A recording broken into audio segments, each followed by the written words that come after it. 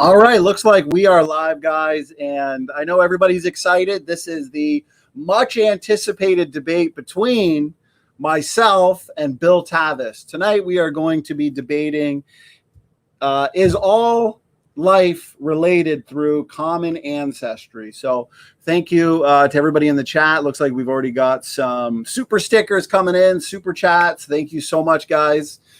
This is definitely going to be one to remember. It's going to be exciting. I do want to give a reminder, though, because this week was busy. We had a ton of shows, and tonight's the main event. Next week, no break, though, because we're going to have John McKay, the creation guy, back with us tomorrow, followed by a couple more presentations Tuesday, Wednesday, and then we're going to have another big debate between Ron Garrett and Matt Slick. So that's going to be a lot of fun as well. And I want to quickly go over the format for the night, and then I'm going to bring in the debaters. Okay, guys? So this is going to be a very formal debate, very structured debate. We're having 13 to 15-minute opening statements. Then we're going to have a few rebuttal rounds. The first rebuttal round is going to be 8 minutes each. Second round is going to be another 8 minutes. Third round of rebuttals, 5 minutes. And then we're going to have 2 rounds of fast-paced responses. Okay, this way we can both do our best to address direct questions if need be with quicker responses. Those are going to be 2 minutes each. We're going to end with a 1-minute rebuttal and then concluding statements, followed by, as always, a 20-minute, roughly 15 to 20-minute audience Q&A. So we've got Praise with us today, who's going to be the moderator. So shoot him the questions. Don't tag me. I'll be focused on the debate. Make sure you are tagging Praise. Steadfast and Easy, thank you so much, brother, for the support. I appreciate it. God bless. So let's bring in the moderator and Bill Tavis. Bill, good to have you here. Praise, good to have you here. Good to be here as well. Looking forward to moderating this, and yeah. Awesome. I'm excited. I appreciate it. We've already got a good chat, so this is definitely going to be a fun one. Bill, I don't think you're a stranger to this channel in terms of comments, but you're a stranger in terms of this is your first appearance live in terms of live debate. So Bill, thank you so much for being here. This is going to be a lot of fun.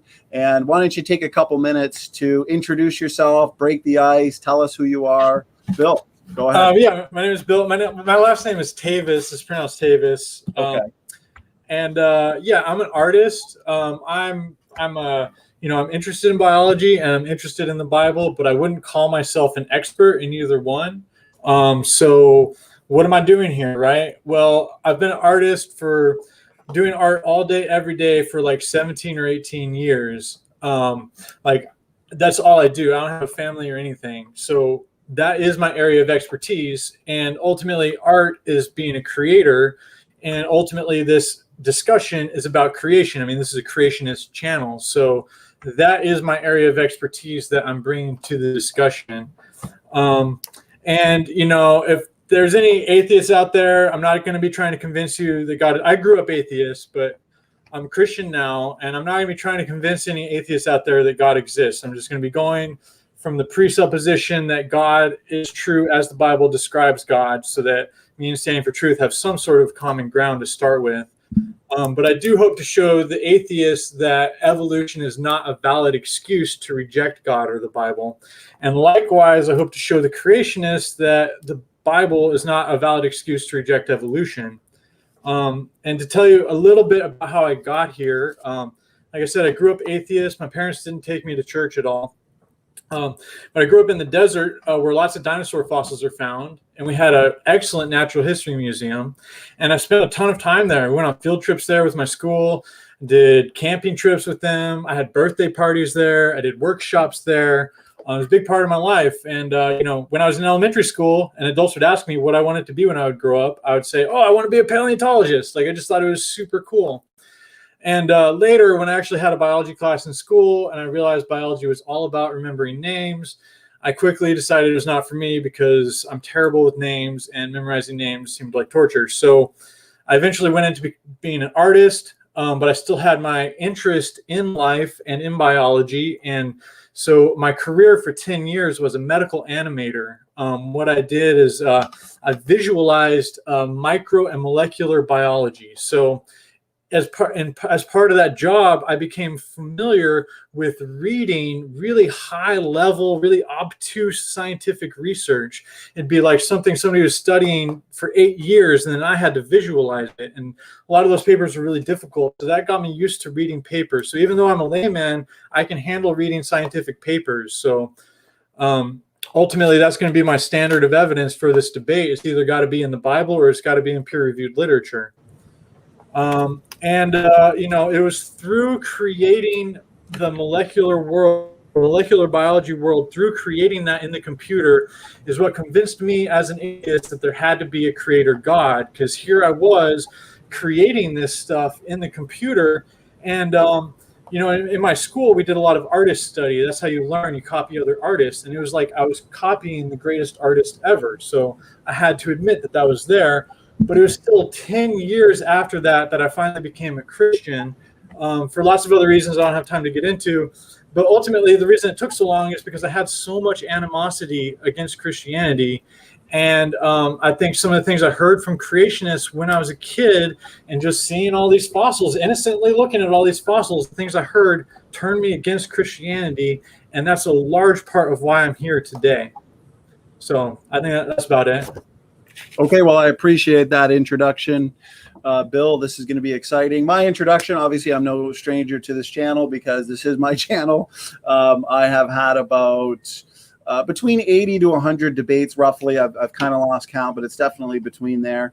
And I especially love this topic of universal ancestry versus separate ancestry or independent origins. So I'm excited to see what Bill brings to the table in terms of evidence for universal ancestry.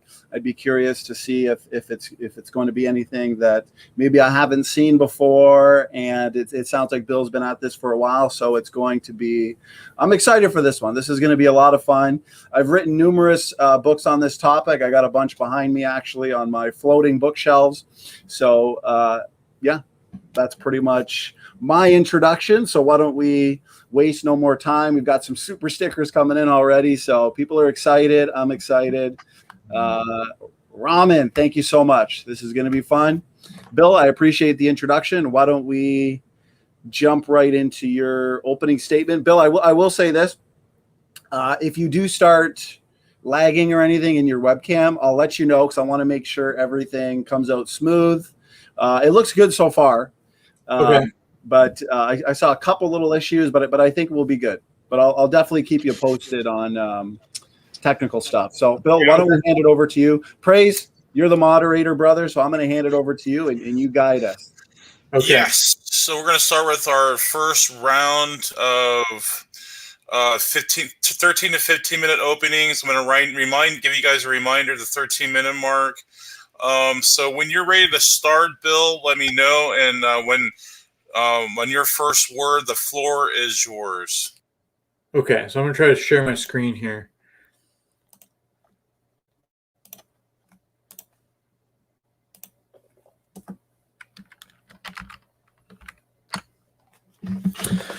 Okay, so I'll start by quoting Revelation 12:9, which talks about, "And the great dragon was cast out, that old serpent called the devil and Satan, which deceiveth the whole world." So I'm here to tell you that Satan deceives the whole world in everything, including with evolution. This idea that we somehow have to choose between creation and evolution, it's divisive and it causes strife. It's a lie from Satan. And I fell for that lie for a long time. I was on one side of that for a long time. But ultimately, what I had to realize is that evolution is just creation over time. That's all it is. So ultimately, the study of evolution glorifies God. Now, today we're going to be talking specifically about is all life related by common ancestry? I'm going to say yes. Yes, it is. First, I'll quote from the Bible, Psalm 33:6. "By the word of the Lord, the heavens were made, and all the host of them by the breath of his mouth." This isn't talking about life yet, but this is establishing that God creates from the breath of his mouth.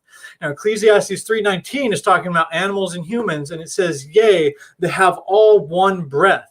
So in the Bible, we have all of life related through this one breath that they share, and that one breath comes from a singular origin, which is God's mouth. There's not more than one God breathing this out. It's a singular origin.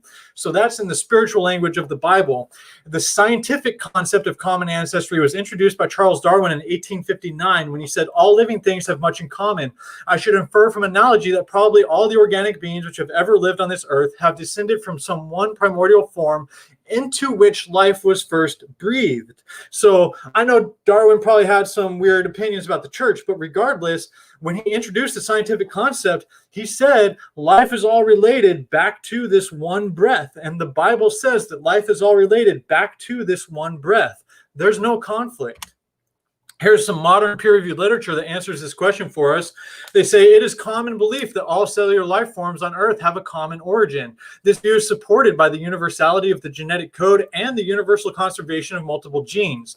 Now, to be fair, I put this next part in here to be fair because science cannot be proven absolutely in most cases. So they say a formal demonstration of the universal common ancestry hypothesis has not been achieved and is unlikely to be feasible in principle.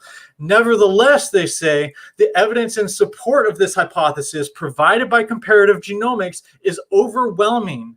The alternative is convergent evolution. Several lines of evidence indicate that convergence is not a viable explanation. Convergent evolution is a virtual impossibility.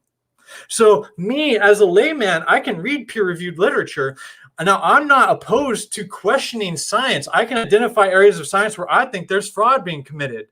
But the burden of proof is on standing for truth to tell me why I, as a layman, should reject this common belief of science that is supported by overwhelming evidence in favor of something with evidence against it that is described as a virtual impossibility.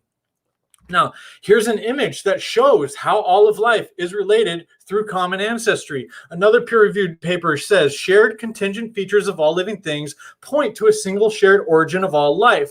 So the early diagrams like this, they're sometimes called phylogenies or a tree of life.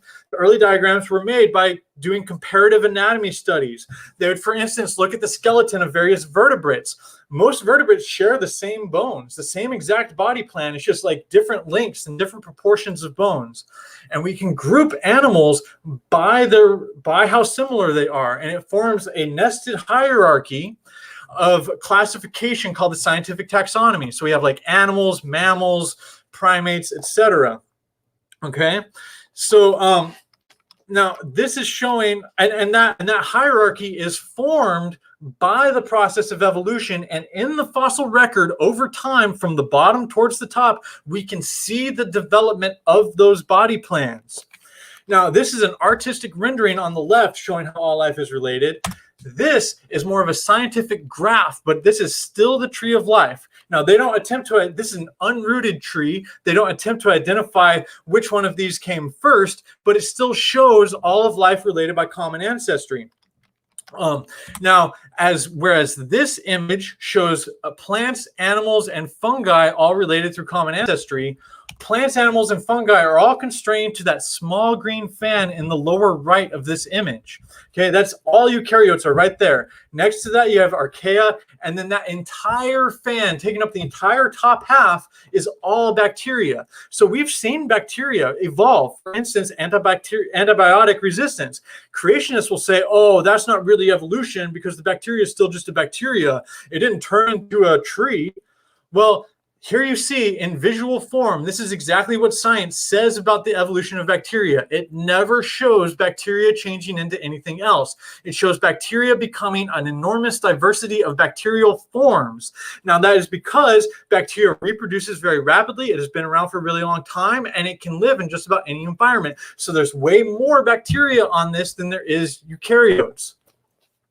Now, the reason they were able to discern so many bacteria is because they were using molecular methods. If you're just using visual comparison, a lot of bacteria looks the same.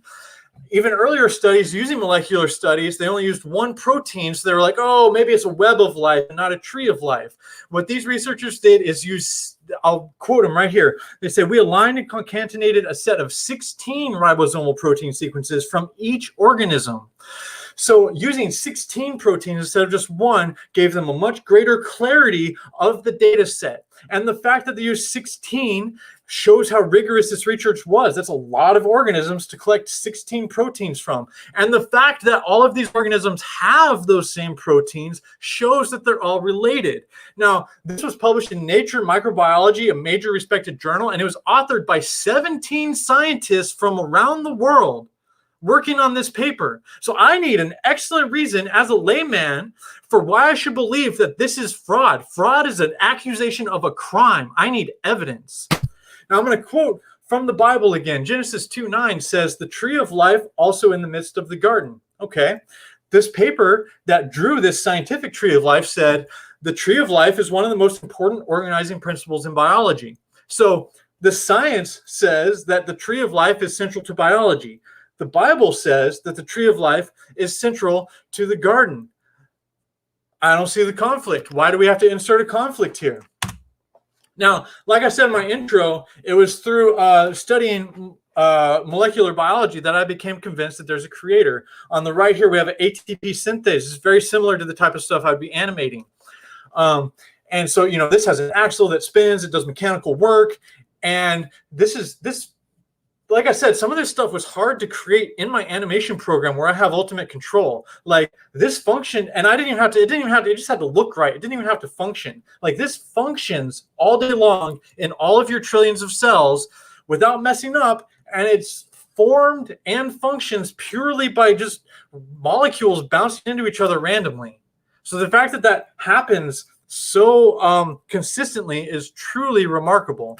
And Romans 1:20 puts this really well. It says, "For the invisible things of him from the creation of the world are clearly seen, being understood by the things that are made, even his eternal power and Godhead, so that they are without excuse." So yeah, I had no excuse as an atheist. I had to admit that this really did seem like it was created and designed. Now, Standing for Truth takes this one step further. This is a quote from one of his videos. He said, "Since we were made in the image of God, we should be able to get an idea, we should be able to get a sense for how he may have designed the biological world based on how we design things." I agree with that statement. I don't agree with how he's applying that statement because he's ignoring the fact that all human designs have evolved over time without exception. So if we're looking at how humans design things and we see that it evolved, and then we look at the biological world and it looks like it evolved because the fossil record clearly shows evolution, well, then why can't creationists say that God used evolution? I don't understand the disconnect here. Standing for Truth is going to need to explain that.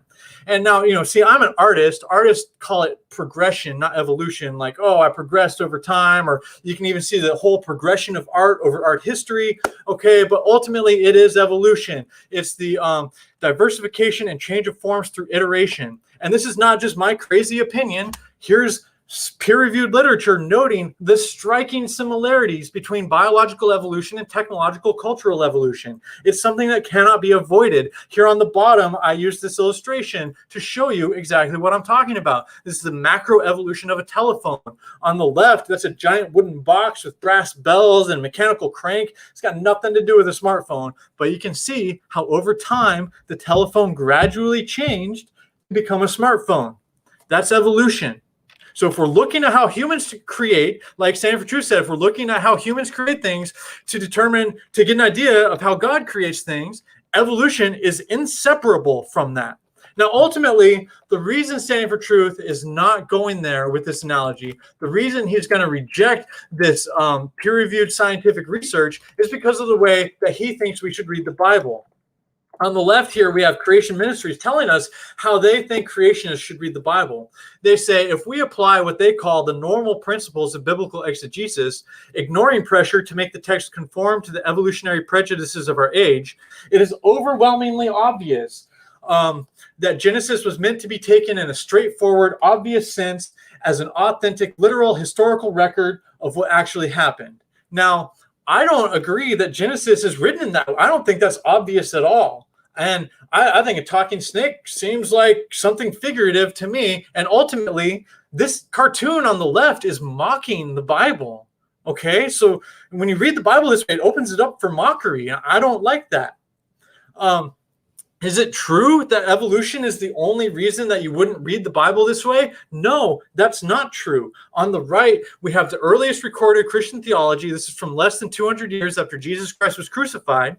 Talking about Genesis and the Garden of Eden, he says, I do not suppose that anyone doubts that these things figuratively indicate certain mysteries, the history having taken place in appearance and not literally. So I do not think that Origen is the ultimate authority on how to read the Bible. He could be wrong. However, this does prove without a doubt that it was widespread in the church to read the Bible figuratively more than 1,000 years before evolution. So Creation Ministries is lying over here when they say that evolution is the only reason anybody wouldn't read it that way. Okay. Now, I'm new to Christianity. I just barely got baptized last August. So I'm like, I'm going to try to apply what Creation Ministries is saying. And when I try to read the Bible like that, I read about a firmament. The problem is that Creation Ministries says we live in a solar system. How did they arrive at a solar system? I don't know. Genesis 1:7 and 1:14 clearly describe a firmament, as we see on the left over here. There's the dome of the firmament holding back the water above. The sun, moon, and stars are inside the firmament. Even if you want to say, oh, the firmament is the atmosphere, in a solar system cosmology, the sun, moon, and stars are way outside of the atmosphere. They're not inside of it. Okay? Now, ultimately, the reason Creation Ministries is saying we have to read the Bible like this is because they want to use the bully language of, oh, it was 6 24-hour days, and if you say anything else, you're calling God a liar. Well, even when I read Genesis in a straightforward, literal manner, it says in Genesis 1:14 that the measurement of a human 24-hour day didn't even exist until creation day 4. That's when the sun, moon, and stars were placed in the firmament for signs and seasons and days and years. So seasons, days, years, those measurements didn't exist until creation day 4. So I don't arrive at 24-hour days, even when I try to read it the way they say I'm supposed to. And I do arrive at a firmament and not a solar system. So I have no idea where they're getting any of this stuff. And why am I talking about a firmament? Because it matters when it comes to human evolution and how we read Genesis 2:7. It says, and the Lord God formed man of the dust of the ground. If we read this the way Creation Ministry says we should read it, we're stuck with the pagan understanding. As we see on the left, we see an Egyptian god Khnum sculpting man out of clay. We see in the middle, this is the Greek Prometheus sculpting man out of clay. Now, this was the common cultural understanding of the time. 2 minutes. Okay. This is a common cultural understanding of the time. The Bible was not trying to reveal new information about what this process actually looked like. The Bible was explaining the important spiritual information that, hey, no, actually, this wasn't the lesser god of the Egyptian pantheon. This wasn't the Greek Titan that sculpted man. This was the one God Almighty, the same God that's created the entire universe that also personally sculpted man. Like, that's a huge change. That's what this verse is communicating. Now, since I read it as Origen suggested, as figuratively indicating certain mysteries, I have no problem with man being formed of the dust of the ground, indicating molecules to man evolution. And I can show you this further by cross-referencing other verses. Isaiah 64:8 and Job 10:9. I'll quote from 64:8. It says, O Lord, thou art our Father, we are the clay, and thou art potter, and we are all the work of thy hand. So humans in the present are referred to in the Bible as being sculpted out of clay by God. Now, if we take this literally, again, on the left, it brings mockery. But clearly, we know that God did not actually reach up inside our mom with hands and sculpt us out of clay. When we study gestation scientifically, we find out that it goes from a single cell and through a long, complex biological process of change over time, it eventually becomes a human. So if God as a sculptor of clay can be used as a metaphor for this biological transition of a single cell to a human, then this verse of God as a sculptor can also be a metaphor for a complex biological transition from a single cell to a human. I'm good. I got through everything.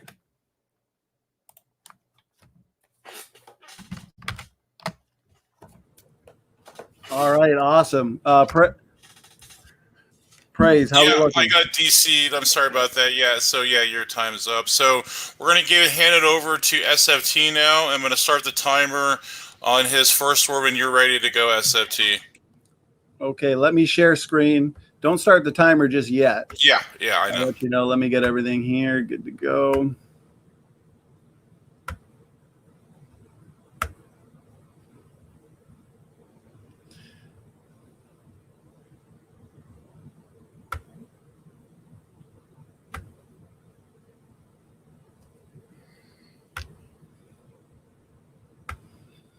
Praise, can you see the slideshow? Yep, it's good to go.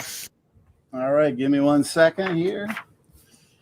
And you can start the timer now and give me that 2-minute warning as well at the 13-minute mark. So, okay, let's start this debate off with some very important verses that have incredible implications regarding our origins. I pointed out in the introduction that I've written numerous books on this topic, and after listening to Bill's opening, I'm really excited for this. So let's start off with some important verses. Genesis 1:26. And God said, let us make man in our image, after our likeness, and let them have dominion over the fish of the sea, and over the fowl of the air, and over the cattle, and over all the earth, and over every creeping thing that creepeth upon the earth. Genesis 2:7, Genesis 2:27, also incredibly important, talking about the special creation of Adam and Eve. Genesis 3:20, and Adam called his wife's name Eve because she was the mother of all living. 1 Corinthians 15:45-47, the first man is of the earth, earthly. The second man is the Lord from heaven. The first man, Adam, was made a living soul. Should we take this at face value? I'm here to tell you today that the scientific data corroborates the literal account of special creation in Genesis. I want to point out that this quote here from atheist Frank Zimler is exactly why the Genesis account of special creation is attacked. He said this during his debate with William Lane Craig. The most devastating thing, though, that biology did to Christianity was the discovery of biological evolution. Now that we know that Adam and Eve never were real people, the central myth of Christianity is destroyed. If there never was an Adam and Eve, there never was an original sin. If there never was an original sin, there is no need of salvation. If there is no need of salvation, there is no need of a savior. And I submit that puts Jesus, historical or otherwise, into the ranks of the unemployed. I think that evolution is absolutely the death knell of Christianity. Bill makes light of evolution. He says it's not important. But why is there such a high percentage of people who have left Christianity due to evolution? The Bible claims to be the history book of the universe. If Genesis is literal history, then that means Adam and Eve were real people. This also indicates that universal common ancestry is not true. Humans are not related to chimpanzees. Genesis is penned as a historical narrative, and the way it is written is indicative of literal history. There is not even a hint of ape to man evolution. The account of human origins is clearly an account of special creation. God created humans separate from the rest of the biological world. Romans 5:12, wherefore, as by one man sin entered into the world, and death by sin, and so death passed upon all men, for that all have sinned.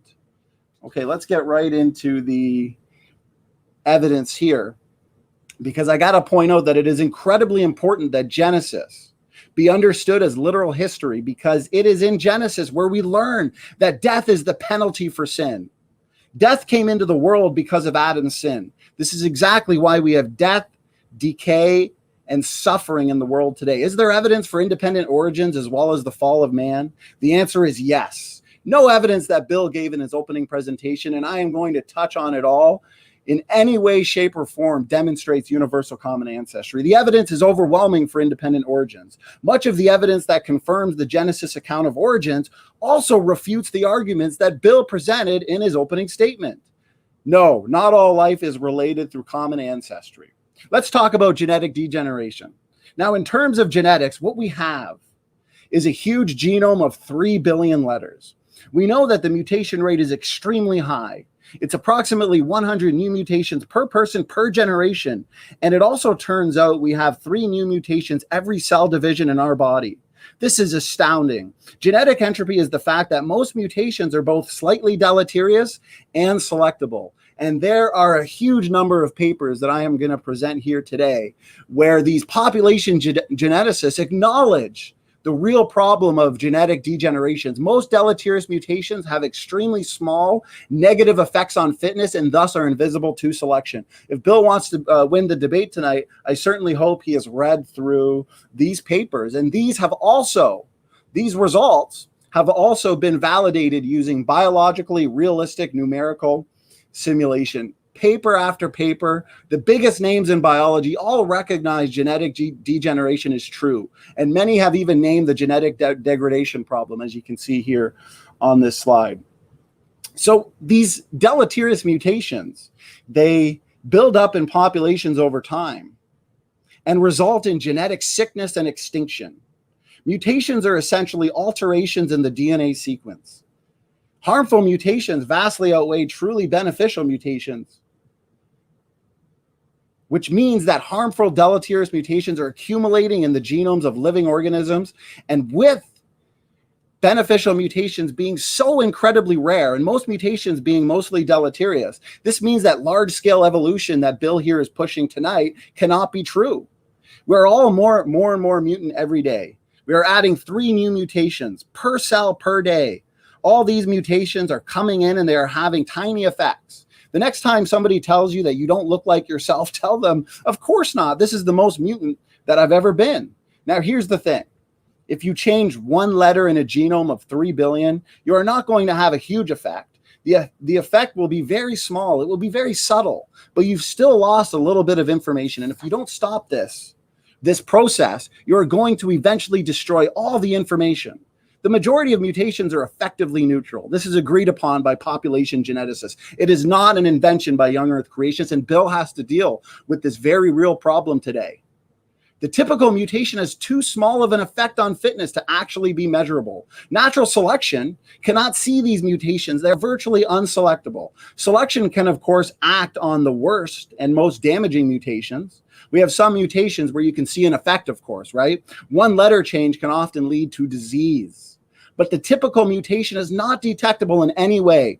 What type of mechanism can Bill present us with here today that can filter out so many new mutations that are pouring in to our genomes? As you can see here, the ultimate source of genetic variation for the evolutionists is mutations, because they reject the created heterozygosity hypothesis. And therefore, mutations build up over time and degenerate. This puts shelf lives on genomes and indicates that bacteria-like organisms did not evolve into biologists, and pond scum did not evolve into people. I'm sorry, Bill.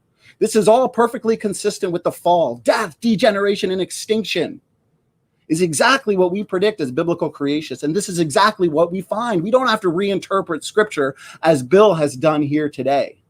We also have overwhelming evidence of limited ancestry based on genetic boundaries, which I'm going to get into in a second. But with the existence of polyconstrained DNA, I want to point out that this problem of genetic degeneration is even worse for the evolutionist. Most DNA sequences are polyfunctional and so must also be polyconstrained. This means that DNA sequences have meanings on several different levels, and each level of meaning limits the possible future change. For example, imagine a sentence which has a very specific message in its normal form, but with an equally coherent message when read backwards. Now, let's suppose that it also has a third message when reading every other letter, and a fourth message when a simple encryption program is used to translate it. Such a message would be polyfunctional and polyconstrained. We know that misspellings in a normal sentence will not normally improve the message, but at least this would be possible. However, a polyconstrained message is fascinating in that it cannot realistically be improved. It can only degenerate. Once again, this puts shelf lives on genomes. As you can see here, paper after paper acknowledging the near neutral mutation problem. Slightly deleterious mutations. Kimura talks about this over and over again. This is a very real problem. Right here, an important paper on the human germline mutation rate, 100 new mutations per person per generation, most of them being unselectable. We also have plenty of evidence for the widespread degradation of not only our genome, but there's paper upon paper going over the widespread degradation of the chimpanzee genome. We also have evidence in the fossil record, Homo floresiensis, Homo neanderthalensis, highly inbred, had a high genetic load, suffered from this mutational meltdown. Homo erectus, Homo naledi, suffered from reductive evolution. Reductive evolution is what we see. You're not going to take your fish to fishermen by losing information. Reductive evolution is not the answer for Bill. Paper here talks about the fast mutation rates in all of mammals. Paper after paper. When these evolutionists say there's no real evidence for genetic degeneration, they clearly do not know what they are talking about. We see it in bacteria, RNA viruses, we see it in humans, all forms of life. Here's one slide with 10 or 12 papers going over and demonstrating this data. And the best arguments that they can look to, we'll see what Bill looks to, but junk DNA, mutation count mechanism, synergistic epistasis, truncation selection, it's all been looked at. It's all been looked at. And I'm excited to see what Bill's answer can be today. So when it comes to the genetic boundaries, we have recent studies that have revealed clear genetic boundaries and have demonstrated that most species today originated at the exact same time. How does someone like Bill from the position of universal common ancestry deal with this data? The fact that the pattern we see does not fit universal common ancestry. Right here, the Evo view is that there was a common ancestor way back, but the living organisms of today only show a pattern running back 100,000 years or so. Let's see if Bill can deal with this. So Bill today, and I'm just going to demolish his opening statement right here. So Bill today is arguing for universal common ancestry. Is all life related through common ancestry? Already we have seen that this cannot be the case. As most evolutionists do, Bill could argue from homology, which he did.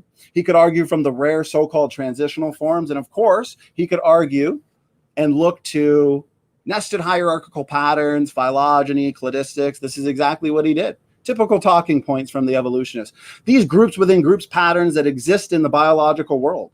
The problem for Bill is these lines of evidence are agnostic to the debate. Using these types of arguments to support universal common ancestry would be like looking to the sky and pointing out the fact that it's blue as a way to argue for evolution. This is what Bill spent his entire opening doing. He's failed already. This would be ridiculous since other models can also explain why the sky is blue or why the earth is round.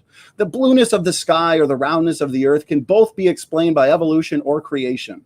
Since we are made in the image of God, we might be able to get an idea into how God created based on the way we as humans design things.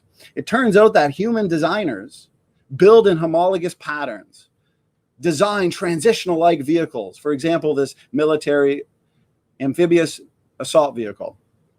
Also right here, we've got the Gladiator, Dodge Journey, Ford Flex. We also design in hierarchical patterns. This is not by accident. We're not doing this on purpose. As a matter of fact, even similar sequences between humans and chimpanzees exhibit amazing differences in terms of gene expression and epigenetics. Right here, Dr. Jeffrey Tompkins, a geneticist, points out that many similar genes between humans and chimps are expressed very differently, and the expression profiles bear no signs of selection or having evolved. How does Bill deal with this? We also have undeniable evidence that not all life is related through common ancestry using our Y chromosomes between humans and chimpanzees. They're incredibly different. Less than 35% when we consider overall gene content. 2-minute warning. This was not predicted by the evolutionary community.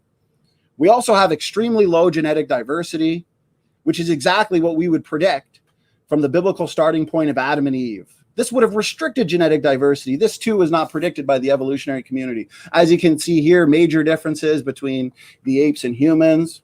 We also know that the chromosome 2 fusion here that the evolutionists look to has been completely overturned. We know that the fusion site appears to be a functional DNA element and essential to a human gene. You don't gain highly functional and essential genes by slamming together 2 chromosomes. When it comes to abiogenesis, we got chicken and egg problems after chicken and egg problems. The best explanation in light of the massive failure of abiogenesis is design diversity, which explains all the data that Bill is looking to here today. We also know that pseudogenes, I want to get to some slides here, pseudogenes, vestigial organs, ERVs, junk DNA, it's all been overturned. The best lines of evidence that the evolutionists can look to, paper after paper, have all been demolished, better explained by the creationists, paper after paper. I know I'm flying through these here, but I just want to point out that it's not one or two. We could talk all day about the evidence for independent origins and the evidence against universal common ancestry. I'm going to yield there and get to some more lines of evidence later on in my rebuttal. Awesome. Thank you for your opening statement. That was well said. Both of you guys had good opening statements. Now we're going to go to the next portion of the debate, and that is the rebuttal session. And you both get 8 minutes to rebut each other. And I'm going to give you guys a 1 minute warning before time. Let you guys know they have a minute to go. So I guess Bill's going to go first. When on your first word, the floor is yours. Okay, so first you talked about Adam and Eve, and then you quoted an atheist. I know you're used to debating against atheists, but I'm not an atheist, okay? So the opinion of an atheist is irrelevant to this conversation. Adam and Eve are very real. Sin is very real. What happened in the garden is very real, okay? But as Oregon said, it's actually a deeply profound mystery, and the exact details are not expressed literally in the Bible. The Bible is giving us spiritual revelation. It's not giving us scientific data, and it's not a valid way to read the Bible. As I pointed out with the firmament, which you blocked me on your channel for bringing up in the comments, I hope you're willing to address that in the debate.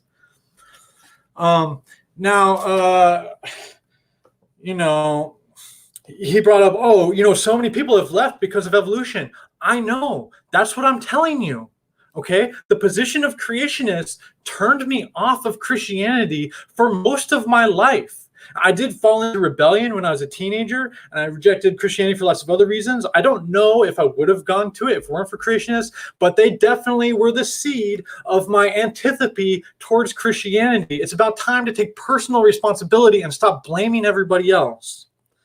Now, again, he tried claiming, Genesis is obviously a historical narrative, referring to chapters 1 through 3. You're going to have to back that up. I don't even think that genre existed when it was written. So good luck backing that up.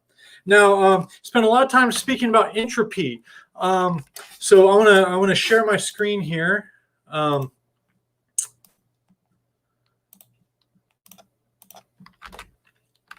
have these two graphs right here. Did I manage to share my screen? I don't think it's shared. No, I don't see your screen right now. There it goes, maybe. Yeah, okay. So we have two different phylogenies here. The one on the left is for a Nokia phone. This is microevolution of Nokia. On the right, we have all of life. This was a paper that attempted to root the tree of life for all of life. You can see it forms the same pattern. It's a fractal. Fractal geometry is the geometry of nature. So you see the same pattern on different scales. Microevolution and macroevolution. The macroevolution biology paper says, in effect, rates of macroevolution are slower than rates of microevolution. So Standing for Truth is harping on mutation rates all the time. He hasn't addressed how macroevolution rates are slower. Most importantly, they say, the present studies demonstrate that the tree-like patterns of vertical descent of genes can be explained largely as an effect of broad variation in rates of gene loss. Okay, so losing information, all this, blah, blah, blah, blah, blah, it doesn't do anything to dispel the science of evolution. That's what the science says. Here's a paper about entropy. Let me just quote from Ecclesiastes 3:20. It says, all go into one place, all are of the dust, and all turn to dust again. That is the entropy that affects everything. Okay, God forms us from the dust, and eventually we just break back down. But the idea that God is going to let all of nature just helplessly mutate into oblivion isn't consistent with the Bible. Nehemiah 9:6, I don't have it up there, but Nehemiah 9:6 says, Thou, even thou, art the Lord alone. Thou hast made heaven, the heaven of heavens, with all their hosts, the earth, and all that are therein, the seas, and all that is therein. So everything in the sky, everything on the land, everything in the ocean, God made all of it. And then it says, and thou preservest them all. If God is preserving all living things, it doesn't make sense. They're just helplessly, victims of entropy as God just sits back and does nothing. His argument, his allegedly scientific argument about genetic entropy denies the sovereignty of God. Now, here are some papers about entropy. They say growing complexity, however, is sculpted by entropic selection. The complex arrangements that flourish are those that survive the trimming imposed by entropy, the inevitable and relentless destruction of information. So entropy is, here I'll quote the next one, entropy used here as a term for all forces that dismantle ordered structures, that includes the genetic entropy he's talking about. It acts as a selective force. Entropy is what selects things. Entropy selects for arrangements that resist it long enough to replicate and dismantles those that do not. Okay, now, again, he started talking about human designers building hierarchical patterns. I agree with him. Like I said, he needs to address why these patterns are the exact same as what we see in biology when we know that they evolved.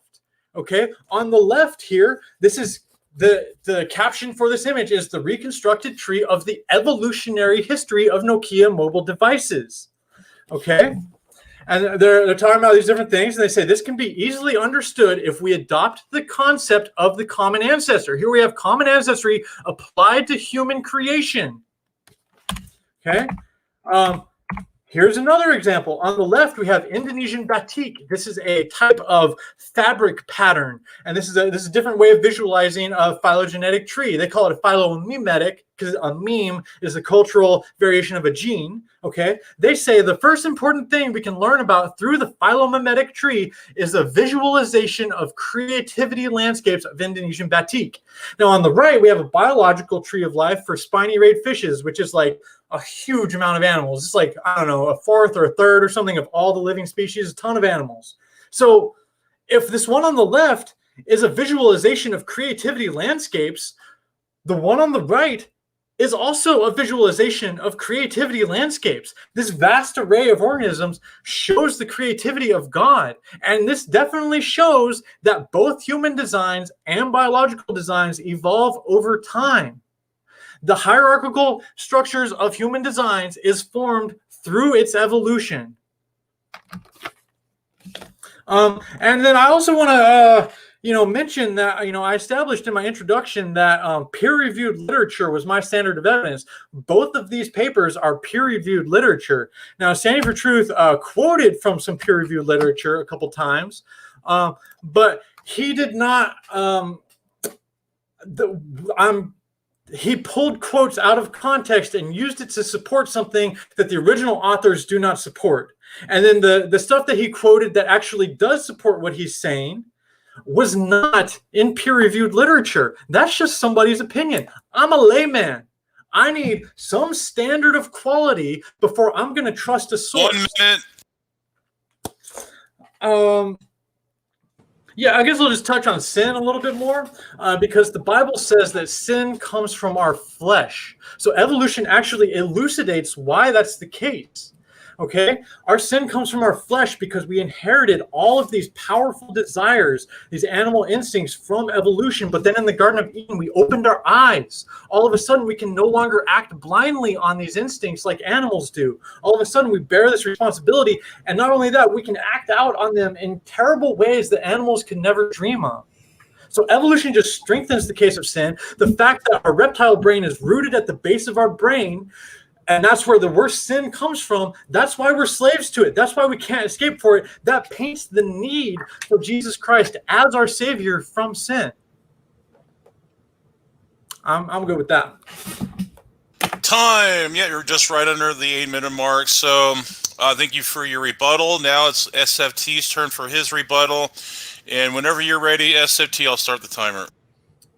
All righty. Well, this is going to be a lot of fun. So Bill did not address anything and has not rebutted the arguments I put forth, destroying his position. Taking a literal approach to Scripture does not mean that we cannot recognize symbolisms, imagery, and so on, okay? Context is key. This is not looking good for Bill. I'm sorry. So this is going to be a lot of fun.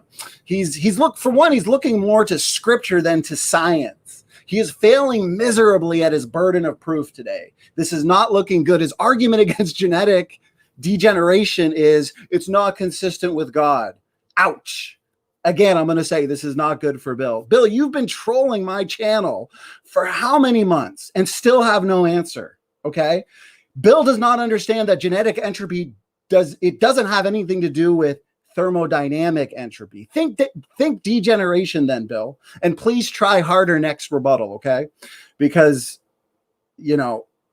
Try harder next rebuttal. Recognize that, okay? First off, I would love to know why a huge percentage of people leave Christianity or their faith is hurt over evolution if evolution does not matter. I personally came to Christianity when I realized universal ancestry was a fraud, and this idea that apples and whales are related is not what the scientific data says. Okay, Bill reinterprets the plain reading of scripture. That's what he spent a lot of time doing. But tonight, Bill must not understand that his burden of proof is to demonstrate whether or not all life is related through common ancestry. His biblical semantics are giving me a headache, but they're not going to win him tonight's debate.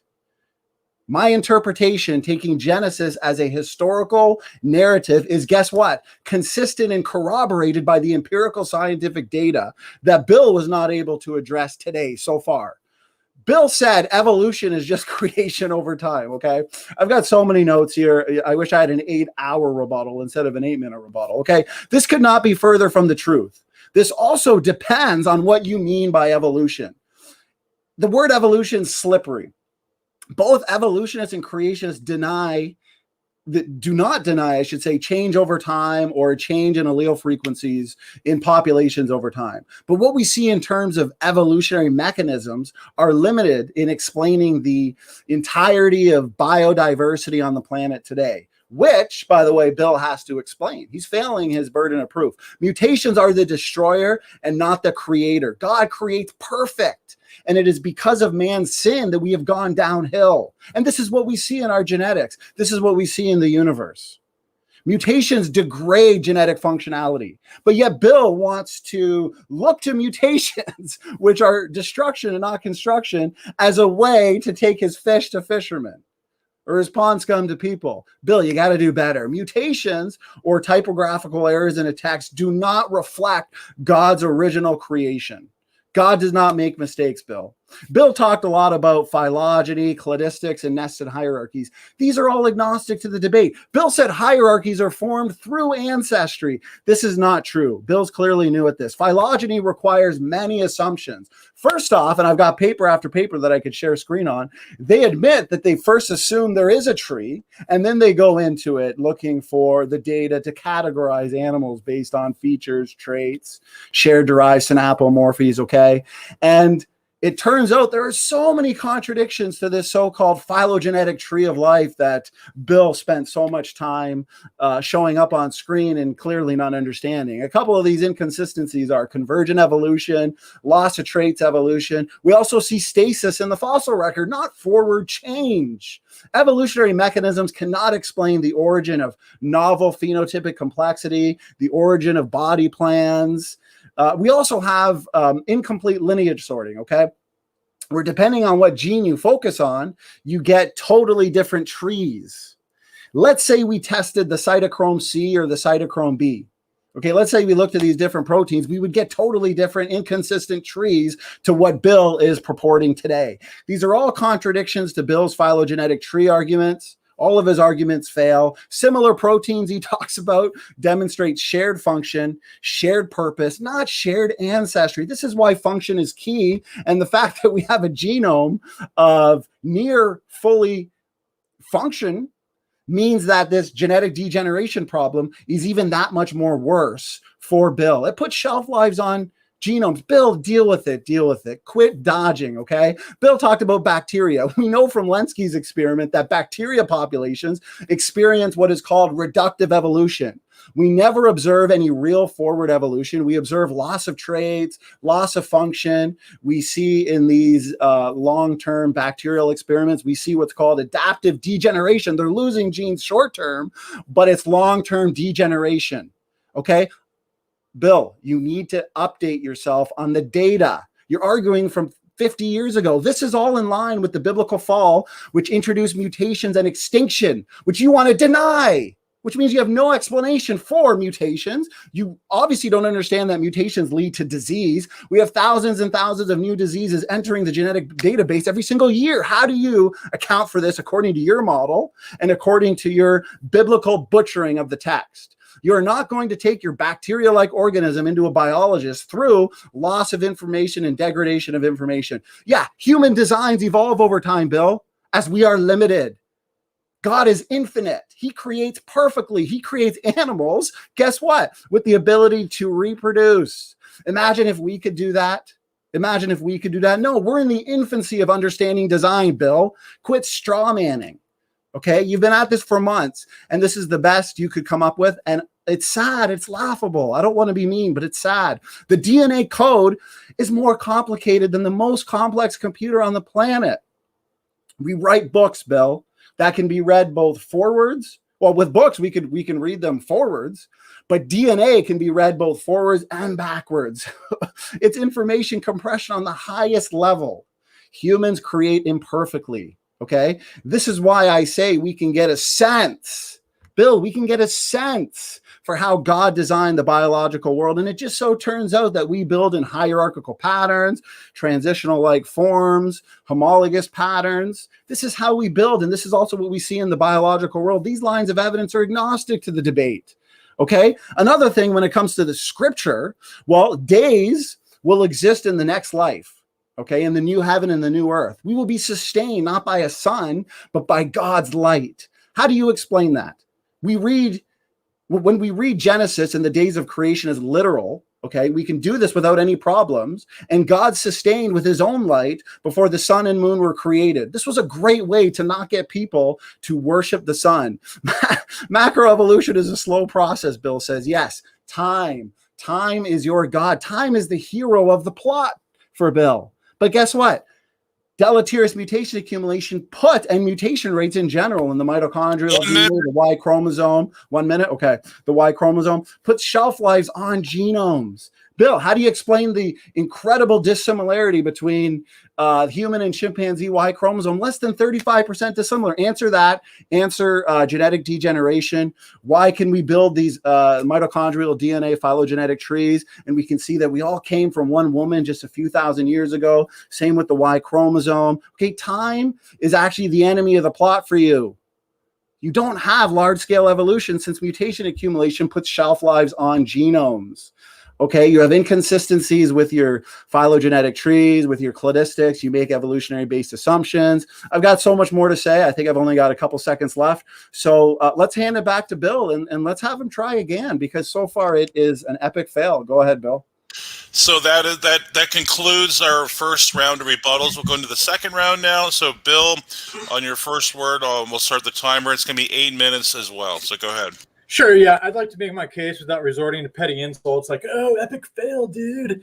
I'll start off with, he basically thinks, it's just totally arbitrary in the Bible if you're going to take something super literally or totally arbitrarily metaphor. Like, oh, in the same chapter, a day has to be 24 hours, but that firmament, oh, that's just loose metaphorical poetry, okay?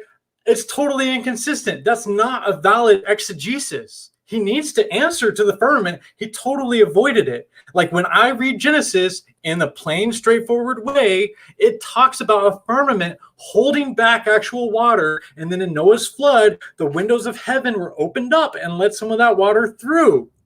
So if you're going to be super ultra literal about Genesis, you have to have a firmament. The Hebrew word for firmament, rakia, does not have any wiggle room. The word for day, yom, just means an arbitrary length of time. The word rakia does not have wiggle room like that. It's a firm, solid boundary, no matter what.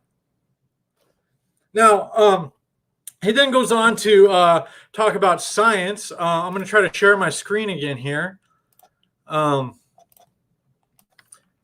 His claim was that that apples in Wales is not what the scientific data says. That's his claim. Okay. Here I have a picture of the scientific data. This isn't from 50 years ago. This is from 5 years ago, 2016, by 17 international scientists. This is the data. Apples and whales are both in that small green fan in the lower right, which is where eukaryotes are. And then he goes on, you get different trees from different proteins. Yeah, that's why they used 16 proteins, so that if any one protein is throwing it off, in average, you get a highly resolved image. It's basically anti-aliasing the data. Okay? Now, he talked a lot about mutations, and he just totally ignored what I quoted already, which is that talking about this tree of life on the right of all of life, which, by the way, bacteria is on the top and eukaryotes are on the bottom. Eukaryotes are not from bacteria, okay? Again, they say the tree-like pattern of vertical descent of genes can be explained largely as an affect of broad variations in rates of gene loss. So gene loss does not go against evolution. He talked about DNA as information compression. I agree with that. The thing is that with information compression is that, when every time a cell divides, all cells contain a complete copy of the DNA. So anytime a cell divides, it has to completely copy that entire strand of information without messing it up.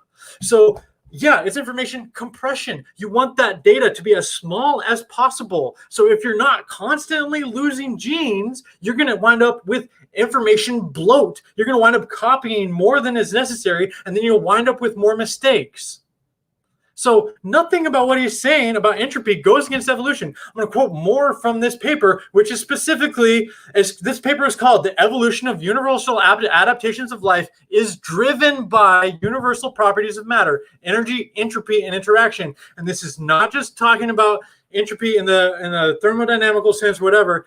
It says, again, I quoted this already, entropy used here as a term for all forces that dismantle ordered structures. Since he affirms that DNA is an ordered structure, genetic entropy falls into this. Okay? It says all creatures in any system, any environment have to deal with entropy. Therefore, adaptations that restrain entropy are ubiquitous in living systems. And this makes evolution more about cooperation than this sort of kill or be killed struggle, as it was often thought of before. They say cooperation retards entropy. Cooperative interactions prolong the survival of DNA. Diversification, okay, that's what we saw with the bacteria, right? We saw broad diversification. Diversification, rather than uniform optimization, characterizes living things. Polydetermination extends diversification and retards entropy. Sexual reproduction maintains the continuous diversification of species. So, he's calling all these mutations deleterious. He doesn't know that. I got up on my other screen over here, 1 Thessalonians 15, from the King James Bible of 1611, the original King James. It says, "For our gospel came not unto you in word only, but unto is spelled VNTO, and only is spelled ONELY. So in modern King James, unto is spelled UNTO. That was a mutation. And then only is spelled ONLY. That was a deletion. But even with one mutation and one deletion, this strand of information is the same information. It's just actually more compact. It's more compressed. So I don't see what the problem is with the entropy. And ultimately, he's harping on all of these high-level genetic concepts because he wants to avoid fossils. Okay? Fossils show that Noah's flood cannot possibly explain the extent of fossils. This on the right is a fossil find, an enormous fossil find that was buried by a sandstorm in the desert. Okay, a sandstorm cannot be accounted for by a flood, obviously. Here we see the Colorado Plateau. Halfway up, we got footprints. Now, if all of the hundred or thousands of feet of sediment below that were already deposited by a flood washing across the entire continent, where did that creature come from to leave the footprints? And on what dry land did it leave them? Because obviously the flood wasn't done yet. It's depositing thousands more feet on top of it. Okay, and then that's, the first one is down here in the Supai Formation. You go up to the, the Kayinla and some other one formation. We got dinosaur footprints. These ones down lower, these aren't dinosaur footprints because you won't ever find a dinosaur in these lower layers, ever. They're sorted vertically. But halfway up, we got dinosaur footprints. Where did those dinosaurs come from? The flood already washed over like how many times now to deposit all that? Where did those dinosaurs come from to leave those footprints? And then even above that, we got dinosaur eggs. This flood's been going back and forth across the entire continent like 20 times now. And you're telling me there's intact eggs? No. No. There's obviously a large passage of time in between all of these events, with different ecosystems occupying the same space on the Earth. Okay. 1 minute. We got the favorite creationist fossil, polystrate fossils is what they call it. But here we have an actual paper about them, actual peer-reviewed paper. They're called T-knot assemblages. On the left, we have arrows indicate tidal rhythmites. The whole succession was deposited in only a few months. So yes, it was deposited rapidly, but tidal rhythmites are not the same thing as a giant flood washing across. And here we see fossil stumps. Okay, here Creation Ministry says, oh, it's not possible that polystrate fossils were buried gradually because the top part of any tree would have rotted away. That's exactly what we see here. The base of it was buried rapidly. You can see in the diagram on the left, on the bottom, those stumps, they were exposed past a certain layer, they eroded, then more sediment was deposited on top of them in different types. And then on the far left, you can see that above that, there was another tree that the same thing happened to. And these trees are rooted in place. They're already rooted in sediment that's already there. Okay. You wrap it up. Do you have something to wrap up there, Bill, or are you done? They're rooted in sediment that's already there, and there's clearly been a passage of time in between these layers because the top part of the tree is missing. Okay. So SFT, your second round of rebuttals is ready to go. Whenever your first word, I'll start the timer. Awesome. Okay, I appreciate that praise. So once again, I think the audience can see it as well. Bill doesn't understand his burden of proof today. Okay, he avoids the science. He avoids praise. Can you mute? Actually, Bill, just mute yourself while I'm talking. He avoids my argument and then goes back to the scripture. This isn't a scriptural debate. Bill, you have failed. It's over. I'm sorry. Your phylogenetic tree is evolution to prove evolution. Okay, you can read these papers and you can read all about the inferences being made and how they assume the phylogenetic tree when they are building in the data. Okay, you don't understand mutation accumulation. I showed dozens and dozens of quotes and papers that you're glossing over. Okay, maybe we should take a break and you can go Google some answers to this problem that destroys your position. The use of the word rakia depends on the context, and in the context of creation and Genesis, it appears to refer to an expanse or the atmosphere. No, the Bible does not in any way imply that we are covered by a solid dome. That doesn't matter, though. Today's burden of proof is on Bill to demonstrate that whales, pine trees, strawberries, and monkeys are related through common ancestry. No, we know the genetics puts shelf lives on genomes. He's failed his burden of proof. He went to the fossil record, Noah's flood. He's all over the place. He's all over the place. Bill doesn't get mutation rates. I'm going to share a screen in a second to give Bill a free lesson here on mutation rates. But first, I'd like to point out that he agreed with information compression. He agreed that the genome is multidimensional, nested with overlapping codes.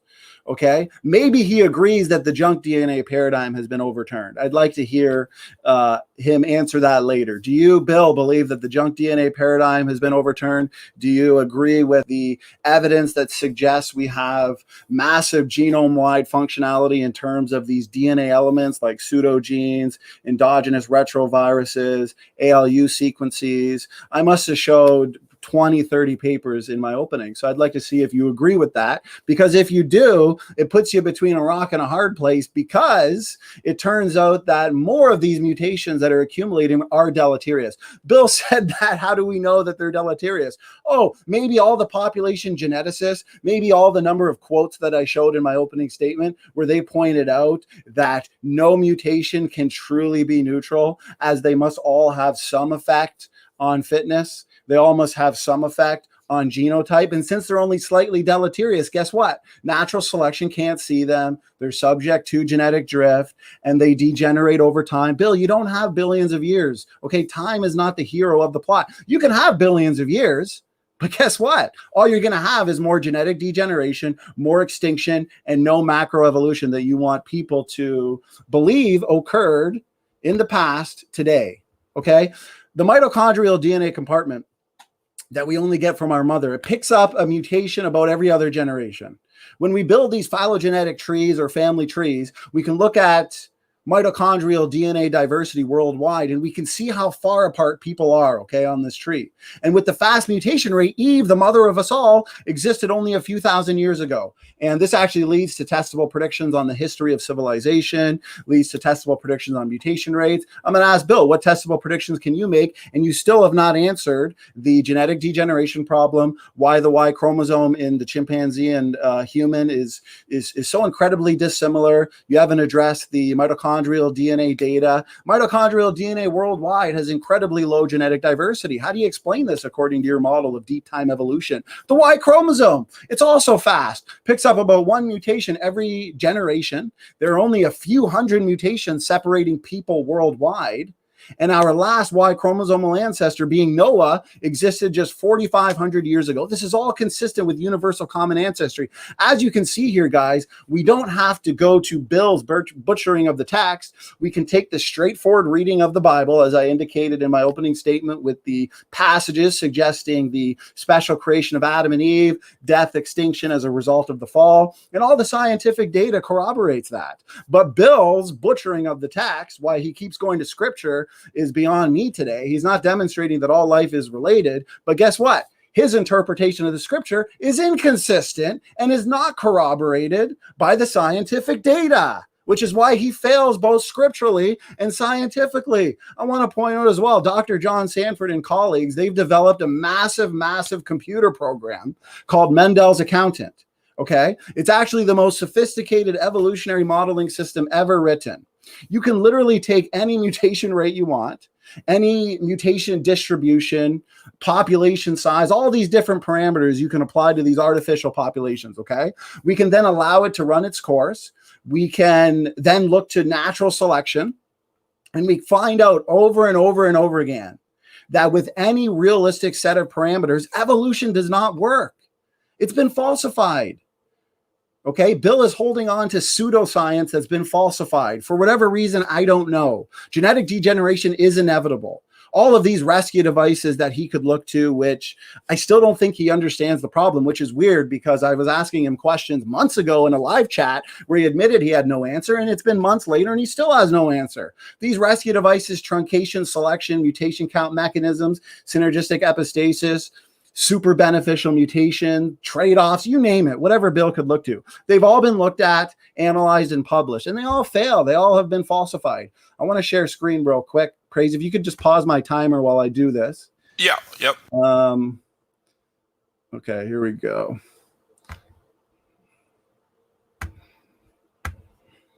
You got 2 minutes when it starts up, yeah. I'll tell you when, just 1 second. Okay. I've got 2 minutes. Yep. Okay. So we've got two trees here. I want Bill to actually deal with the data for once. He's dodging, he's dipping, he goes to the fossil records, Noah's flood. I'll deal with that in a bit. But I want him to at least attempt his burden of proof here, which he's failing, okay? So this is a mitochondrial DNA tree, and this is a Y chromosome phylogenetic tree. Now, Dr. Robert Carter, actually, he's taken all the Y chromosomes in the world, and he's made a Y chromosome family tree. And this tree is incredible because it's exactly what we would expect if independent origins were true. There's only a few mutations here, okay? It's explosive growth from a center point, which is exactly what we see here in the mitochondrial DNA. This is not hundreds of thousands of mutations. This is only a few mutations in the mitochondrial DNA and the Y chromosome. In the mitochondrial DNA, once again, explosive growth from a center point, all coming from Eve. Okay, mutation rates are fast. We also, you'll notice that some of these branches, okay, take the HVR haplogroup in the mitochondrial phylogeny, you'll see that people are picking up more mutations in the same amount of time. That breaks the evolutionary assumptions of the molecular clock. They can't now look at the chimpanzee and human genetic differences. We also know fixation rates are incredibly slow. And we also know that the chimpanzee genome is only about 88% similar to humans. So how does Bill fixate so many mutations? That's like 300 million DNA differences that he needs to fixate in that amount of time since the split. So what we're seeing here is a reflection of DNA differences and mutation rates over time. The length of the branches break the molecular clock. We're only looking at a few hundred mutations max in the Y chromosome, a few mutations in the mitochondrial DNA, all perfectly consistent with the special creation of Adam and Eve, leads to testable predictions in terms of the history of civilization in these subgroups. And I really want to see wrap it up. Bill deal with it, because he's got a lot of questions that he needs to answer, and I yield. Awesome. So that concludes our rebuttal session. Now we're going to transition into 5-minute rebuttals. And when you're ready, Bill, I think you're on mute. Make sure you unmute yourself. Okay. Yeah. So yeah, I'll start with mutations. I'm going to share my screen here. He's arguing against a straw man. I never said that random blind mutations are the source of evolution. Okay, here's peer-reviewed literature saying this from 2018. This is very recent. This is saying a central challenge in evolutionary biology concerns the mechanisms by which complex adaptations arise. They say what looks like an optimal organism design may not be attainable by a series of adaptive mutations. So I don't care that that's not possible. That doesn't disprove that evolution happened. The question is how evolution happened, not if it happened. Here I have some Bible verses just establishing that God is creative. O Lord, how manifold are thy works. In wisdom hast thou made them all. The earth is full of thy riches. Now, here's where it gets interesting. In the applied sciences, where the rubber meets the road, it either works or it doesn't. They don't care about this debate. They just care if it works. Okay. And in this paper, where they use biomimetic and evolutionary design-driven innovation and sustainable product development, they say in the evolutionary design process, creativity determines the mutation of an object shape. So in biological evolution, if random blind mutations aren't able to account for what we see in the fossil record, then it glorifies God and shows God's creativity. It does not just magically make that fossil record disappear like Standing for Truth wishes it would. He needs to answer to fossils, because fossils is where this entire idea came from to begin with. Darwin was not looking at genetic mutation rates. He was not looking at comparative genomics. He was looking at fossils and the anatomy of current extant species. Okay, the fact that modern genetic research has confirmed what Darwin found gives a whole lot of strength to it. Now, about the rakia, here, this is an illustration from Martin Luther's Bible translation. All the way up to 1557, people saw a dome. Look, there's a dome around the world. The earth, moon, and stars are inside the dome, and the water is outside of it. Martin Luther said the stars are fixed to the firmament. Okay, St. Augustine said that it constitutes an impassable boundary between the waters above and the waters below. Some scholarly research says only by taking Genesis 1 out of its historical context could one say that rakia means merely an atmospheric expanse. Now, rakia comes from the verb raka, which means to hammer something out flat. So if you hammer metal, you're expanding it outward, but that does not in any way imply a volumetric diffuse expanse. Okay, they say we ought then on both biblical and hermeneutical grounds to interpret the nature of rakia in Genesis 1 by the clear definition of rakia, which we have in Ezekiel 1, which suggests solidity in the first place, and no usage of rakia anywhere states or even implies that it was not a solid object. The historical meaning of rakia, so far from being overthrown by the grammatical evidence, is confirmed by it. The historical grammatical meaning of rakia in Genesis 1, 6 through 8 is very clearly a literally solid firmament. So if he wants to say, oh, he's not taking the straightforward reading, how is he getting the solar system out of it? I do not understand. Now, he also claimed again that scientific data goes against common ancestry. We're looking at the scientific data right here. Okay? There's no published peer-reviewed scientific data that goes against common ancestry. I looked. It's not there. His claim that it's been falsified is false. Science is open to falsification. It happens all the time that something will be corrected in the peer-reviewed literature. If somebody has a contradiction and they can't get it in the peer-reviewed literature, it's not legitimate. Okay, and then he's also ignoring punctuated equilibrium, because in punctuated equilibrium, 1 minute. Okay, I don't know where I'm punctuated. I'll talk about this because I can't find my slide. This is the same chart he had, right? He's like, oh, it's a burst coming from the middle, so it must be it does nothing before that, but that's not how it works. It's a fractal. This is a tip of a tip of a tip of this same graph right here, and you can say it's the same pattern. Fractals repeat over various scales. Okay, this one right here of the fish on the right, that's coming from a central point. They identified the common ancestor, but they say this phylogeny provides resolution for what has classically been referred to as the bush at the top of the teleost tree. You can take any point in the tree of life, splay it out from the middle, and it'll look like a burst. Okay, so this in no way implies that there was nothing before humans. That's totally disingenuous. This is known in science as an unrooted tree. Okay, it's the exact same pattern as the one for all of life, and that's just for modern humans. Okay, the shape of it doesn't prove anything. Time. Go ahead and wrap it up. Yeah, that's good. So, SFT, you're immune. Okay, Misty, sure you do that.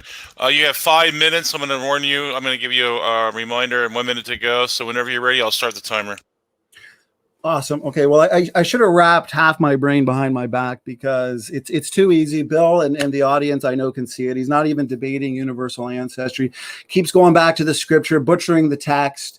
What he butchers the text with is not consistent with the scientific data. So we can just kind of toss that out. Still hasn't answered any of the problems with universal common ancestry. Still didn't answer I think I asked about 5 or 6 questions and he actually didn't even attempt to answer any of them. So maybe he can do that in the next rebuttal. Now that tree is a reflection of only a few hundred generations. That's the point. And the length of the branches break the evolutionary molecular clock. Still not answering the question of fast mutation rates and human phylogeny that are consistent with the biblical model of ancestry. Yes, unrooted trees give us a beautiful reflection of the data without what? Evolutionary based assumptions. And once again, we've made successful testable predictions on the history of civilization, as well as predictions on mutation rates in people groups like the Khoisan peoples who we don't yet know their mutation rate. And still, Bill has failed to provide his own testable predictions. I'm going to screen share in a second a number of papers that are inconsistent with universal common ancestry because he said they don't exist.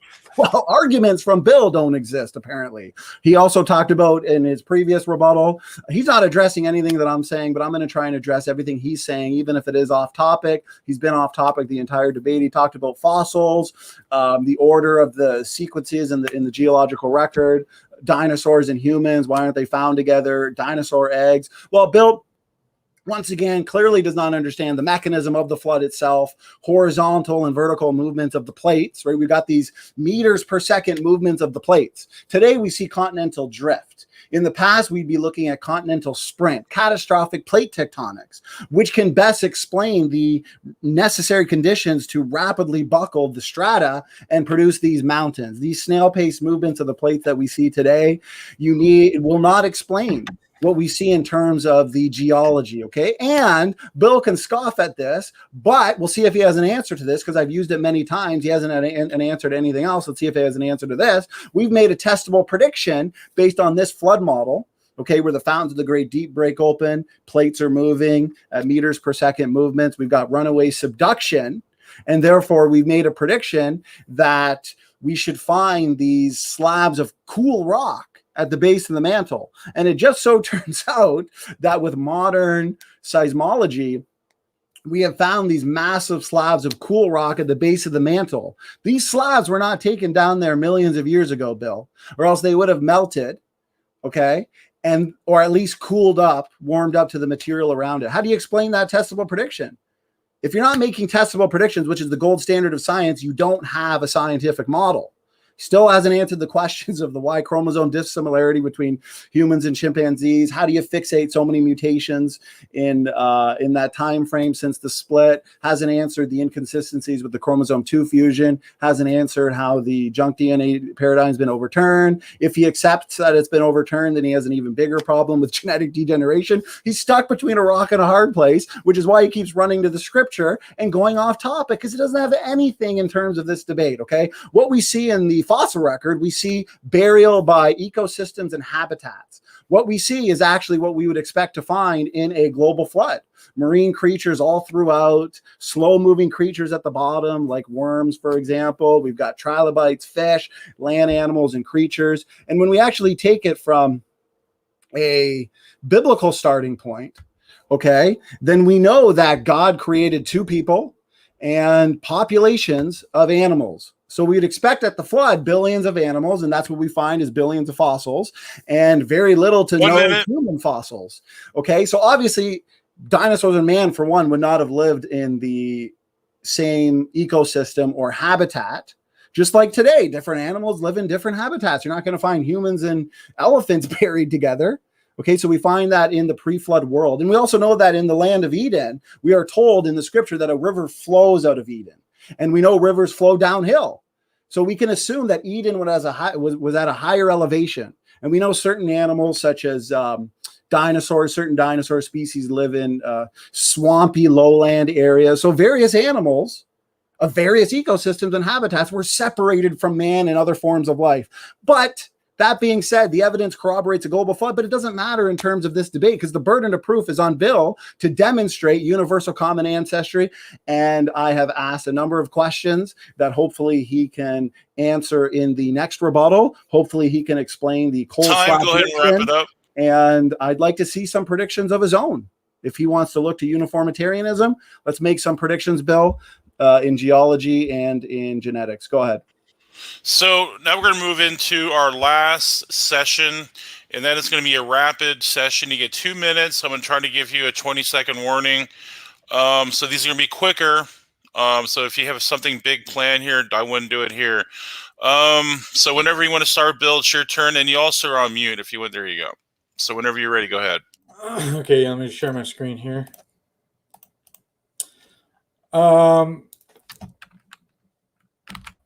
So yeah, let's talk about punctuated equilibrium.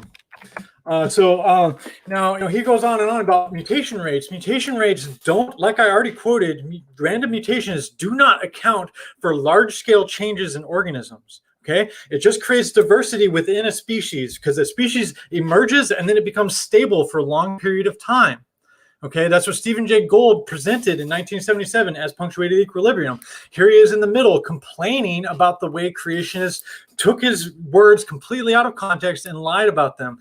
And I'll quote him saying, transitional forms are generally lacking at the species level, but they are abundant between larger groups. That's why fossils are so important, but Standing for Truth wants to dodge them. Now, again, in the applied sciences, okay, he was challenging the prevailing assumption of evolution that it was gradualism. Okay, people challenge science all the time, and he got it published because it was a legitimate critique. Okay, and when they studied the evolution of technology, which Standing for Truth has yet to touch upon, they were expecting gradualism, but they found punctuated equilibrium. I'll quote, the results contradict the prediction of a single S-curve.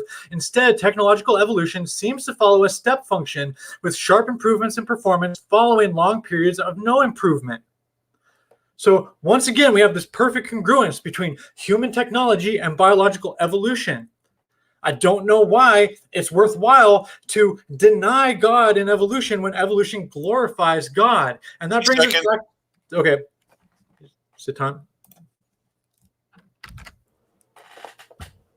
Okay, so you're going to end it there. So, oh, is that it? I thought you said time. Yeah, 20 seconds. Go ahead. I'll restart it from the 20-second period, so I'll let you finish out here. Go ahead and go. Yeah, and I lost my train of thought anyway. So go ahead. Okay, so SFT, when you're ready, we'll start the 2-minute timer. I'm going to try to warn you at 20 seconds, and we'll go from there. All right. Well, here we go. So here's some more papers. His punctuated equilibrium is not going to work either because of the genetic boundaries that we see in species. He still hasn't addressed the genetic boundary study, the Rockefeller study that demonstrates limited ancestry. Over 90% of all species today originated at the same time. But I wanted to go here. These are from Dr. John Sanford's presentation at the NIH. I'd wonder if he has watched this, as in Bill. And we've got paper and reference after paper and reference in terms of how mutations, it seems unlikely that any mutation is truly neutral in the sense that it has no effect on fitness. All mutations must have some effect, even if that effect is vanishingly rare. And you can go into Kondrashov's question, where he talks about accumulation of very slightly deleterious mutations, VSDMS, that's what that means. They all acknowledge it. Okay, right here, Crow's concern. The typical mutation is very mild. It usually has no overall effect, overt effect, but shows up as a small decrease in viability or fertility. So this is acknowledged by all population geneticists right here. The decrease in viability from mutation accumulation is some 1 to 2% per generation. Put shelf lives on genomes.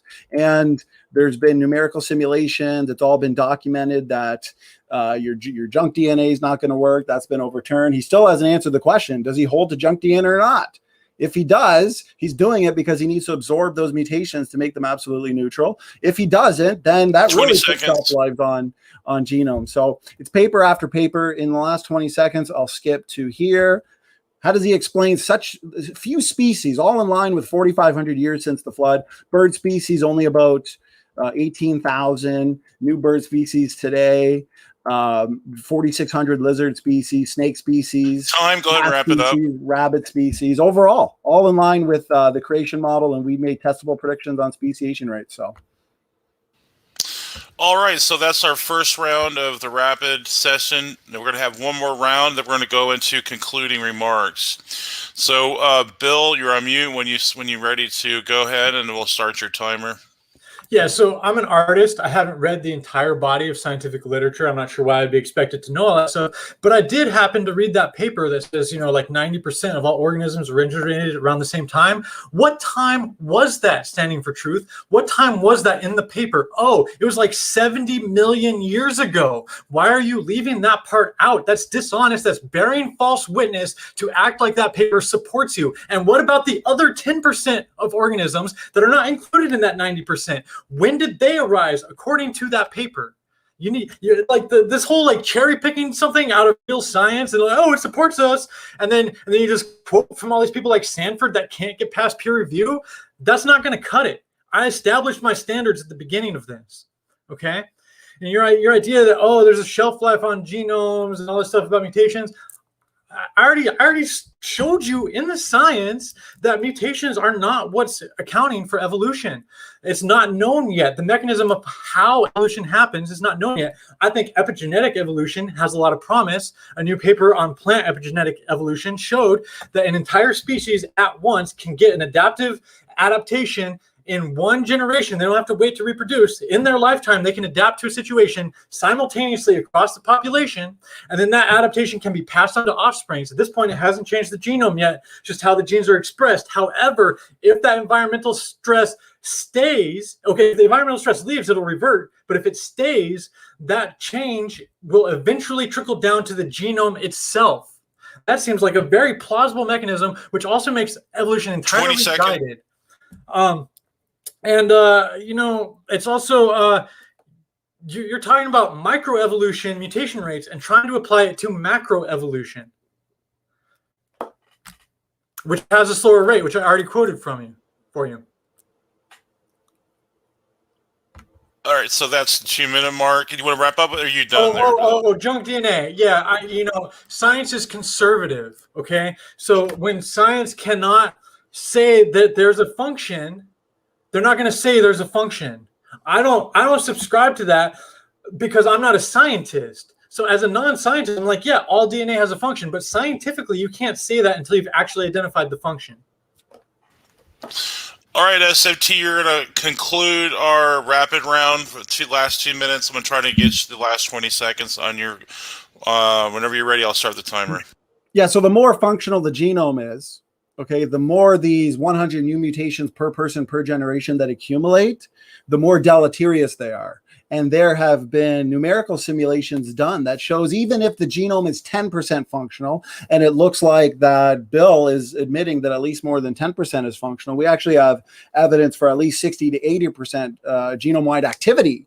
Now, a lot of that is biochemical, through ENCODE and various other research projects following ENCODE. But that's why us as young Earth creationists, we've been able to make predictions on DNA function when it comes to these hierarchical patterns in DNA, predictions in terms of pseudogenes, ERVs, these other variation-inducing genetic elements. So still, all day, Bill has not provided even one testable prediction. He just pretty well admitted defeat with junk DNA because, yes, he doesn't understand genetic degeneration. I would recommend he goes and looks into it.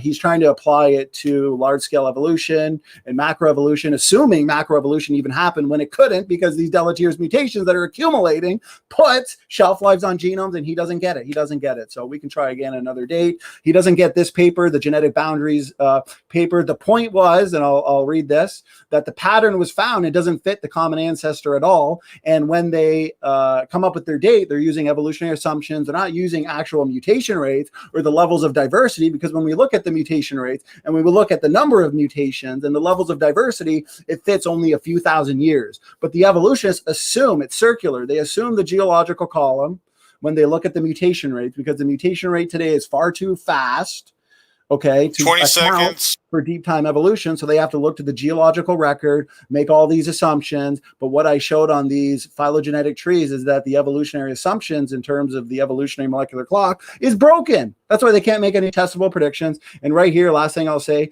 using evolutionary assumptions about mutation rates, which of course assume evolutionary ages, wrap it up. give an inflated time scale. They don't have the ages. Genetics puts shelf lives on genomes, and Bill has yet to address that data. Well, there it is, you guys. It was a great debate. We're going to move into our very last portion, which is the concluding remarks. And since Standing just got done going through a presentation, I'm thinking maybe it would be best to let Bill start first with his conclusion, concluding remark. It's a 5-minute period. So whenever you're ready, Bill, go ahead and give us your concluding remarks, what you thought of the debate, whatever you want to convey to the audience, and we'll start it whenever you're ready. Okay, yeah. So punctuated equilibrium shows that microevolutionary mutations do not scale up to macroevolution, because it's not a linear progression. So you can't do that. That's a wrong assumption. And everything he's quoting from that supports him is not peer-reviewed literature. Okay, and he wants a testable prediction, so I will give him a testable prediction. I'm going to share my screen here. My prediction, it's a very simple one, is that you will never find a dinosaur in a layer of rocks dated to the Cambrian. Okay? That's a prediction based on the fact that the layers are sorted chronologically. Okay, if they're all laid down by a flood, there would be no reason to make that assumption. Okay. Here we have the geological column on the, I don't know if I screen shared or not, but the geological column shows the Cambrian at the very bottom, so you'll never find a dinosaur in there. Okay, there we go. So my real concluding statement, I want to quote from St. Augustine in the literal meaning of Genesis. This is why this matters. This is why I'm so passionate about this. He says, usually even a non-Christian knows something about the earth, the heavens, and the other elements of this world, about the motion and orbits of the stars, and even their size and relative positions, and about the predictable eclipses of the sun and moon, the cycles of the years and the seasons, about the kinds of animals, shrubs, stones, and so forth. And this knowledge he holds to as being certain from reason and experience. So in other words, people that aren't Christians happen to know a lot about science sometimes. He says, now it is a disgraceful and dangerous thing for an infidel to hear a Christian, presumably giving the meaning of Holy Scripture, talking nonsense on these topics, and we should take all means to prevent such an embarrassing situation in which people show up vast ignorance in a Christian and laugh it to scorn. I did that a lot growing up. I laughed Christians to scorn because of the ridiculous things they would say about evolution. The shame is not so much that an ignorant individual is derided, but that people outside the household of faith think our sacred writers held such opinions, and to the great loss of those for whose salvation we toil, the writers of our scripture are criticized and rejected as unlearned men. That happens all the time to modern day Christians because of this debate. If they find a Christian mistaken in a field they themselves know well and hear him maintaining his foolish opinions about our books, how are they going to believe those books in matters concerning the resurrection of the dead, the hope of eternal life, and the kingdom of heaven when they think their pages are full of falsehoods on on facts which they themselves have learned from experience in the light of reason. So when I, as a kid, saw fossils, which standing for truth refuses to even go and talk about fossils, when I saw fossils and Christians were talking nonsense about that, I assumed they were talking nonsense about Jesus as well. That's not okay. The Bible tells us to be wise in the way we talk to outsiders. In 1 Corinthians 9, Paul talks about he became like the Jew to win over the Jews. He became like the weak to win the weak. He became like everybody to win them to Christ. If you can't speak to me without, massive fail, blah, blah, blah, and I'm already a Christian. Like, if I wasn't a Christian, I would hate you right now. Okay? I love you as a brother in Christ, but what you're doing is not okay. And lying and saying that science supports you, which you did several times in this debate, is not okay. Even if science is wrong, it doesn't currently support you at all. And it's creating a mockery of Christ. And that's not okay. Oh, that's good for me. Okay, so you have about a minute to go. We'll just put it into the question and answer session, a little bit more time. So SOT, your concluding remark, I'll begin when you're ready to go. How long do I have, Praise? 5 minutes. Okay, I appreciate it. So his prediction was based on a straw man argument. Okay, if he understood burial by ecosystems and habitats, I have talked about fossils. I talked about the global flood, even though that's not the topic of the debate. But here I am addressing all his points, and he's addressed maybe 0.1% of my entire presentation. And it's so funny because he says the papers that I showed are not peer reviewed. Well, I'm going to destroy that in a second. I'm going to screen share. But his prediction is based on a straw man argument, okay, as well as a misunderstanding of the pre-flood world, which I already went into about different elevations, different habitats, how God created two people and fully functional populations of ecosystems. That's besides the point. If he understood that, he wouldn't make such a ridiculous prediction. Everywhere we look, okay, there is abundant evidence from geology that the flood really did occur, and he keeps looking to fossils. Nothing in fossils supports evolution. We see stasis. We see explosions of body plans that the evolutionists can't explain through their evolutionary mechanisms and processes. What we see in the fossil record supports what? Massive death and burial on a global scale. If he wants to debate the global flood, let's do it. But he did not even try to address, as always, the cold slabs prediction. Why are they not melted or warmed up if they were subducted millions of years ago? This was a testable prediction made by a PhD young Earth creation geophysicist. Okay, he wants to scoff at young Earth creation. Bill wants to scoff at young Earth creation, think we're going to be all nice, and he fits that category of 2 Peter 3, the scoffers in the last day. They're going to deny the special creation. They're going to deny the flood. I don't know if he denies the coming judgment. I wouldn't accuse him of that. But the best way to determine ancestry is through genetics. Fossils and bones in the dirt are not inherited in sperm and egg. Genetics is the best way to determine ancestry. He realized, obviously, that he was wrong about the genetic boundaries study. He came in all tough in his last rebuttal saying, oh, why don't you quote the rest of the paper? Then I point out that the paper has built-in evolutionary assumptions, and then he doesn't rebut it. The genetic boundary study alone, which I talked about over an hour ago in my opening presentation, destroys his entire position today about universal common ancestry because it puts boundaries. It puts a limited ancestry. And that refutes universal ancestry. He still doesn't get mutation accumulation. And I will say this. We have actually determined boundaries and limited ancestry and also the fossil record. In the fossil record, we can use baraminology, okay? And we can look to both discontinuities and continuities. We had Dr. Matthew McLean here speaking on this, going over his amazing findings. And he pointed out that when you're looking for created kinds and limited ancestry, you want to find a group that is discontinuous and separated out from every other group. And yet within it, there exists continuity. And this would be a solid way to approximate the created kind, okay? And guess what? We have found just this in fossil groups. One example is in the mammal-like reptiles. We found this in Dinosauria. We found these boundaries. We find these strong discontinuities and not one continuous unbroken chain from one type of creature to another. So we have the genetic data. We have the fossil record data. And when you look to the fossil record, anyways, when you go to the first layers where there's an abundance of fossils in them, okay, well, below we see no fossils. And in these layers above them, we find every one of the major body plans of the major division of creatures. We call those the phylum. And Bill probably knows this is the Cambrian explosion. So we go from layers with no fossils to layers with fossils, highly complex body plans, such as the trilobite. Look at their lens system, highly, highly sophisticated lens system. No real hint of this large-scale evolution. He keeps looking to punctuated equilibrium, which is it just shows how circular their thinking is, because, well, it happened in spurts, or it's a slow and gradual process. The last thing I'll do is, I got 1 minute. Let me share screen here to conclude it. If you want to pause my timer, Praise. Yeah. Okay, you can continue it. So here's some of the papers about the discontinuities found in these fossil groups. This one is about the Dinosauria. Okay, we have clear data separating humans from chimpanzees. And the last thing I'll say, not peer-reviewed paper from secular literature.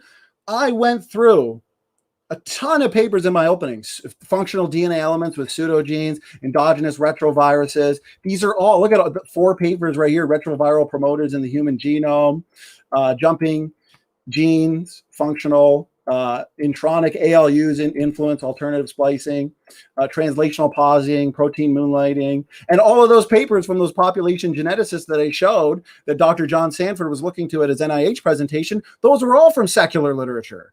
So Bill, I love you as a brother in Christ, but you're wrong about the science. You're reinterpreting the scripture, but your reinterpretation is not corroborated by the scientific data. And it was a good debate, a lot of fun. I can't believe a couple hours have gone by, and I yield. Yeah, that concludes the debate, guys. It was really passionate. That was a good thing. It's not bad to have passion when you debate. So both sides had good points, I think, and let the audience decide who won. Now we're going to go into the Q&A session, and if you guys didn't notice... Praise, if you don't mind, let's make because I know there's some after show, so let's make the Q&As section maybe like 15 minutes. So we don't go too far past 2 hours. And let's take, as we've been doing in some of the previous debates, let's take a 2-minute intermission. What goes in must come out. I've drank quite a few bottles of water here. So brief intermission, then we'll go through the super chats and about a 15-minute Q&A if you don't mind, Praise. Will do. All right, go ahead and we'll take our 2-minute break.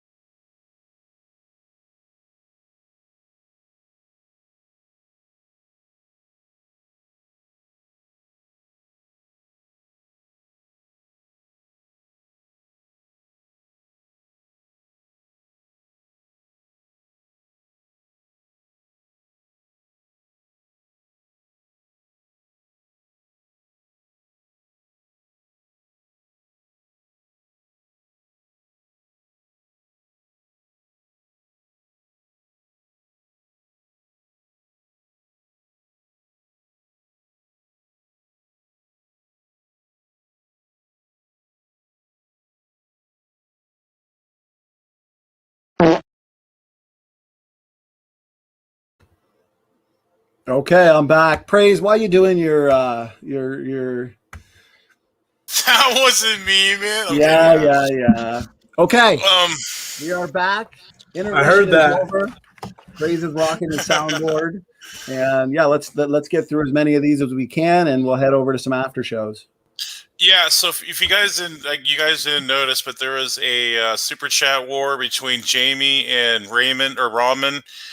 And Ramen took the high position there. He won with the $200 super chat. So Whoa, no, I didn't get to see the chat. Well, thank you so much for the amazing support. I know we had over 70 people in the chat, and I hope everybody had a good time. I know that these tend to get a little heated, but at the end of the day, we can still shake hands and say, good job. This was fun. yeah, absolutely. So we better dive in. 15 minutes super chat or the question and answers. There's no way we're going to get around to all of them. I don't even think we can get around to all super chats. So we're going to do our best. So Ramen Goiza Dango for $200. And here's what he has a question. So Bill, SFT, does your best evidence satisfy Dr. Stadler's high confidence science criteria?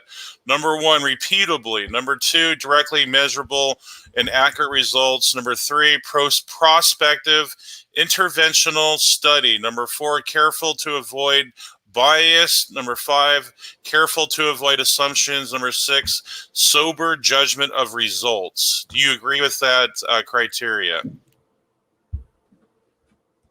I'll go first, I guess. I would say that yes, fossil finds are repeatable. You repeatedly find fossils in the same layers all around the world. I would also say that the Tree of Life data that I showed, where they looked at 16 ribosomal proteins, that's also easily repeatable by any other scientist that wants to do that. And obviously, they're directly measuring these 16 proteins, and you can also directly measure where in the rock you find the fossils. So, yeah, that's. I'm not sure exactly what you mean by prospective and interventional study. I'm not familiar with those words in terms of science.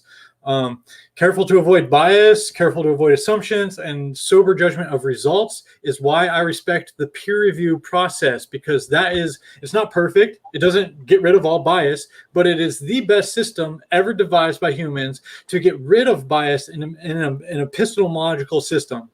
So because it was peer reviewed in a major journal, and because no peer reviewed literature has come out questioning it, I would say yes, it does hit 4, 5, and 6 as well.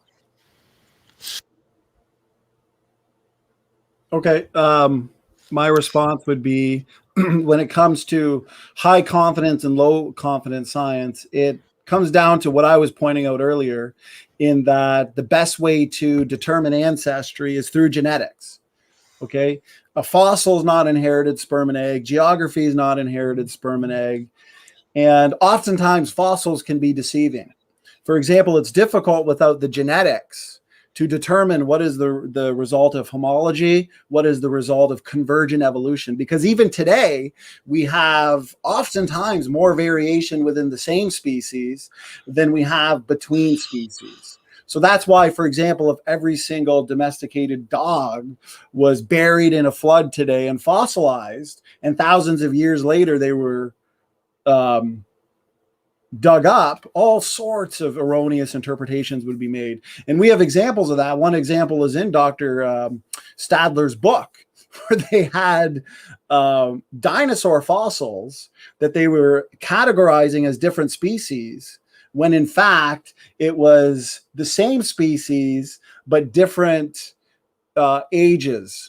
You had a teenage one and an adult one, just showing how inconsistent the fossil record can be when making these interpretations. But I'll just say, overall, fossils, as I indicated in my closing statement, are evidence of catastrophism. I mean, we've got fossils of animals giving birth. It doesn't take millions of years to give birth. Thank God. We've got fossils of fish being eaten. This all suggests sudden and rapid burial. And I could go on, but I'll yield there.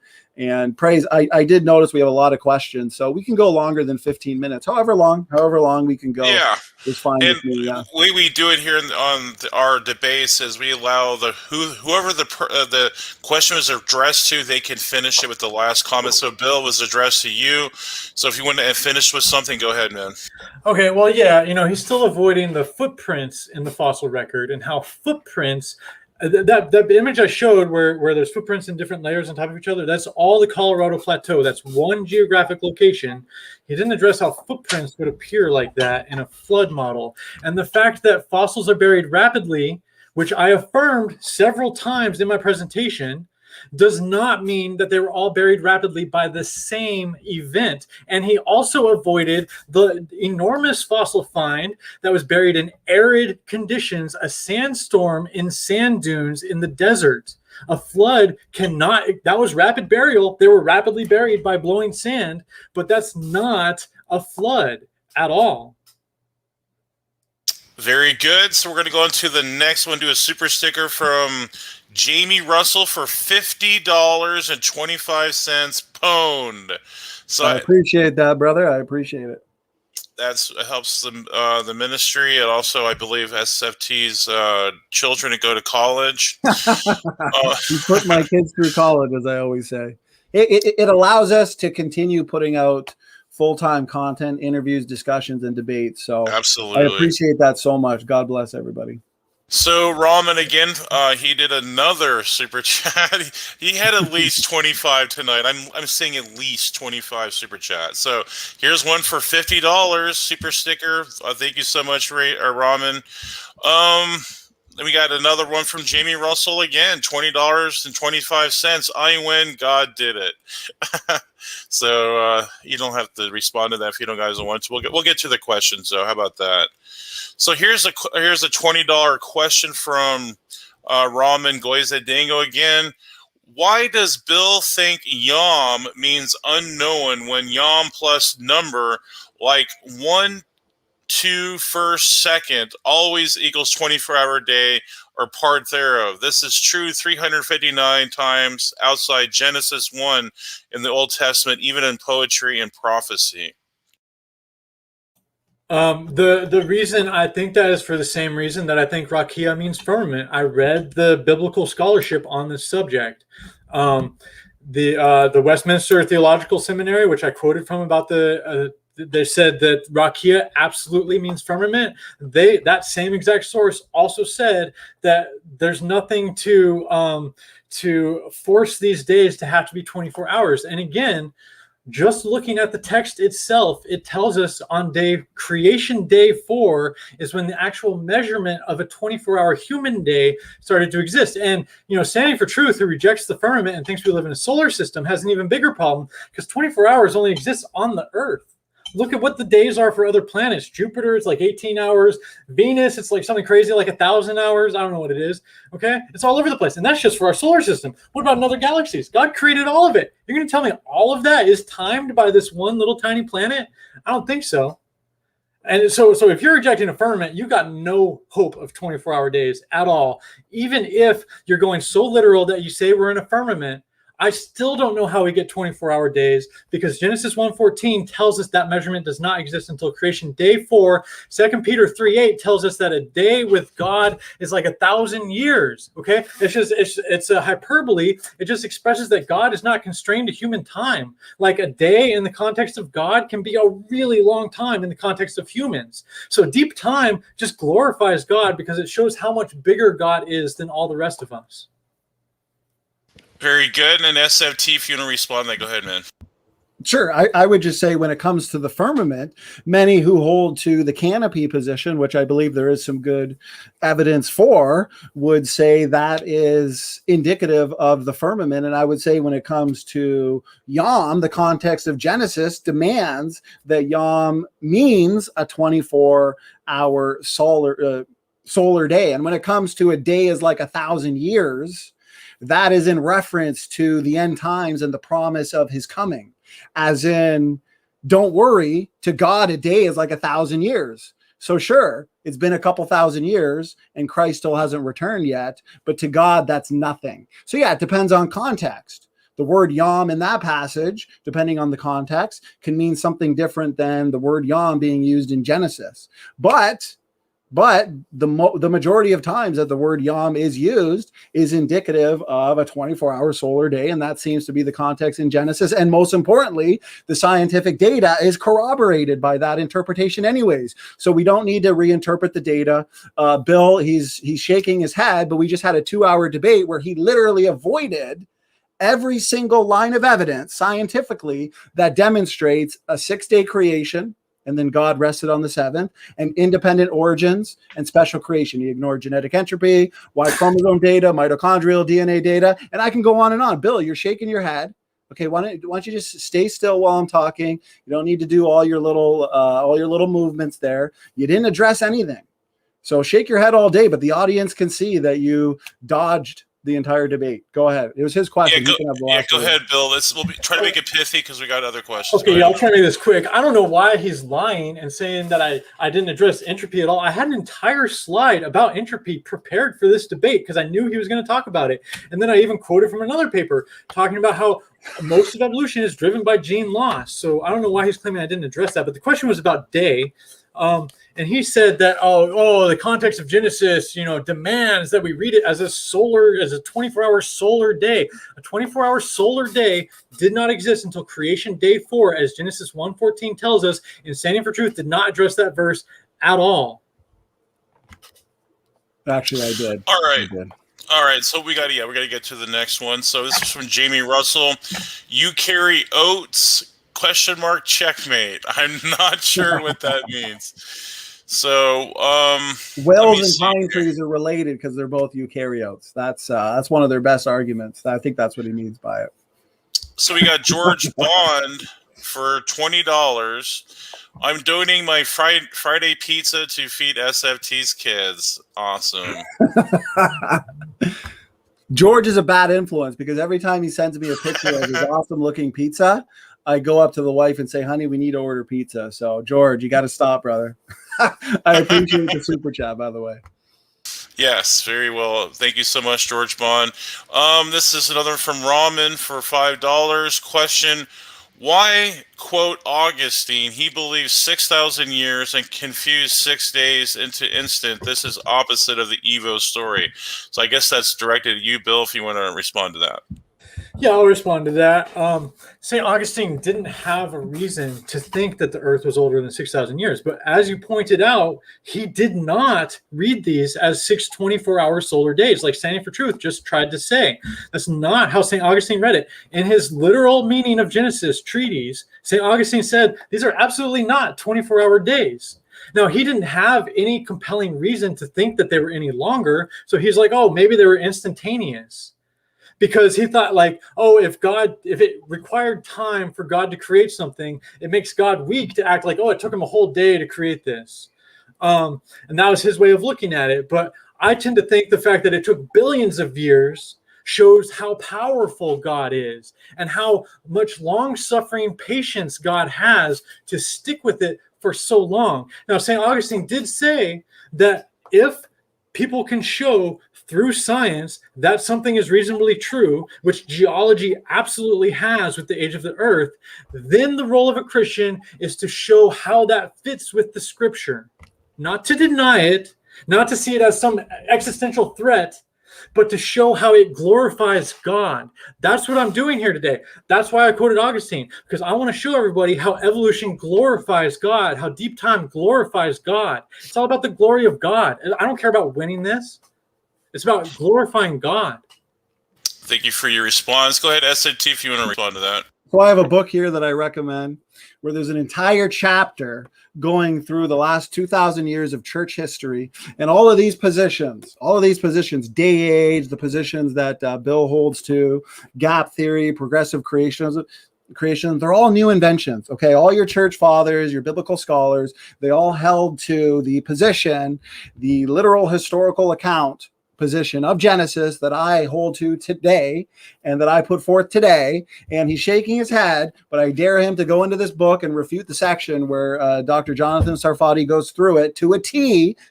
So maybe Bill can, find an actual rebuttal to that. He hasn't given any rebuttals today. He didn't know what I meant by entropy, seemed to be applying it to thermodynamic entropy, failed completely there. And when it comes to the age of the earth, the fact is I could share a screen right now and show you 100 different ways to limit the age of the earth. One example is the fact that carbon decays so quickly that let's say if every single atom in the universe was made of carbon, it would all decay within 1 million years easily. So now we got these evolutionists that point to these rocks and fossils that they say are millions of years old. Okay. Well, they should then have no carbon left.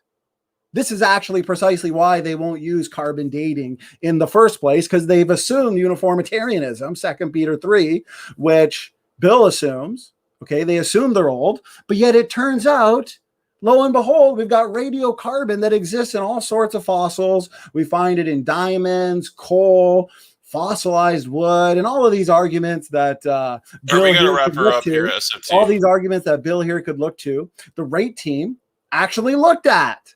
And all those rescue devices don't work. Contamination doesn't work.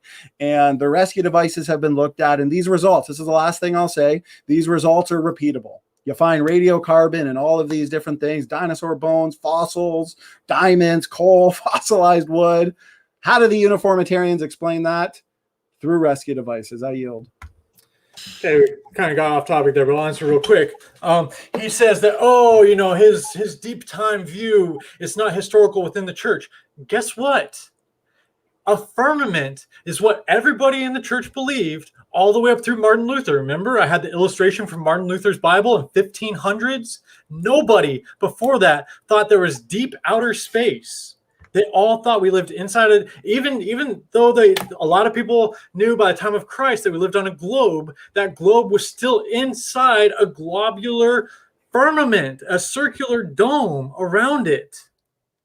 So I don't see how you're applying your logic to one thing and not the other. It's like either we don't allow science and we got a young Earth under a dome, or we do allow science and we got an old Earth in a solar system. I can't possibly see how you get a young Earth in a solar system. It makes absolutely zero sense to me.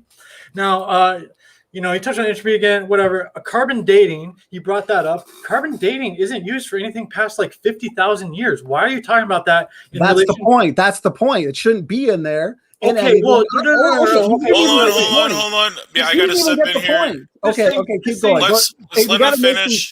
We got to make these short. Carbon's going to decline at a fairly regularly rate. Okay, that doesn't mean it's just going to hit zero. Okay, it's going to decay exponentially, and it's going to be an asymptote to zero.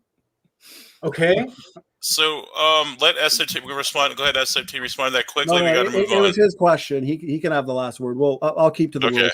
But hey, did you want to do a rapid fire through the super chats? Because I see a lot of super chats, and I want to at least right. I'm gonna. So we had one cow stampede is give several. You had a $10 super chat, I believe a $20 super chat, and a $5 super chat. So thank you so much. Super stickers. Thank you so much, One Cow Stampede. Now we're going to go to LPP's question for $5. Bill, even though I think you're wrong, you're welcome to the after show. I won't let people be mean. So you're welcome to come to LPP's after show. Okay. Well, tell me where to click. We will. Yeah, he put it in the chat if you want to check it out there. It's there. So we'll get on to the next one. We have now we're done with really the super chats, or the super stickers as well. We're going to go into a question. So this is from Crimsonair. Do the deleterious mutations not apply to single-celled organisms? If so, how are they still intact after 6,000 years? SFT, that's pointed to you. Great question. So I actually wrote about this extensively in my book. Genetic entropy was written for longer lived mammals, right? Your elephants, your humans, your chimpanzees. They are on the verge of extinction. Okay, deleterious mutation accumulation will degenerate larger mammals. Now, when it comes to your bacteria, well, bacteria have incredibly short generation times, massive population sizes. Okay, so there's a number of reasons where they may be able to fight off genetic degeneration. But what's funny is, considering that fact, you can look to the Lenski experiment, where the Lenski experiment demonstrates that bacterial populations actually do undergo a sort of genetic degeneration, what's called reductive evolution, where in order to adapt, they will lose genes. Okay, they're losing genes short term for adaptive purposes, but it's long-term degeneration. In his bacterial populations, believe it or not, what they did was they shrank in functional genome sizes. They're lazy, they're handicapped, they're cornered essentially, where if they were put into any other environment, they would die off. They'd go extinct immediately, essentially. But also, I'll point this out, is bacteria, they have a very, very low mutation rate. And no one's going to argue that the number of bacteria in the world is clearly massive. I mean, over 1 quadrillion easily. So all of these factors considered, this is the perfect recipe for natural selection to purify. And yet we still see with these long-term bacterial experiments, we still see reductive evolution. And the last thing I'll say, viruses, there's an incredible paper in the secular literature too, from Dr. John Sanford, Dr. Robert Carter, where they identified that the H1N virus went from a red hot pandemic to a whimper to an extinction event, all because of genetic degeneration. So that, I'll yield there. Yeah, so Bill, if you want to quickly respond to that, go ahead. Yeah, so I mean, he admitted that bacteria might be able to fight off these deleterious mutations, and there's lots of them, so it's a good place for selection. Yeah, that's evolution. So I don't know why you're denying it. Then you kept bringing up this Lemsky experiment. I haven't read that experiment, but I do know that bacteria exist within a microbiome. It's an invisible ecosystem that we can't see, but it even includes our bodies. We're constantly exchanging bacteria with the environment, and bacteria are in constant interaction with everything in their environment. So if you take some out of their environment and you have them in this sterile lab, I don't know why you'd expect them not to just get sick and die. Like, that's not an experiment in their natural ecosystem of the microbiome. So I don't really see why that should demonstrate anything. So it was directed to you, SFT, if you want to quickly finish up on that. I'll get the last word on this one, since it was for me. So I can see why he doesn't understand the concept of genetic entropy, and why he pretty much just glosses over the massive number of papers and references that I had from population geneticists that are not young earth creationists, that are acknowledging this problem of very slightly deleterious mutations accumulating. Now, if you read their papers, the rescue devices that they look to, which Bill is not aware of because he's not up to date. He's not up to date on the literature. They look to synergistic epistasis, truncation selection, mutation count mechanism, a bunch of different mechanisms that have actually been falsified. They fail.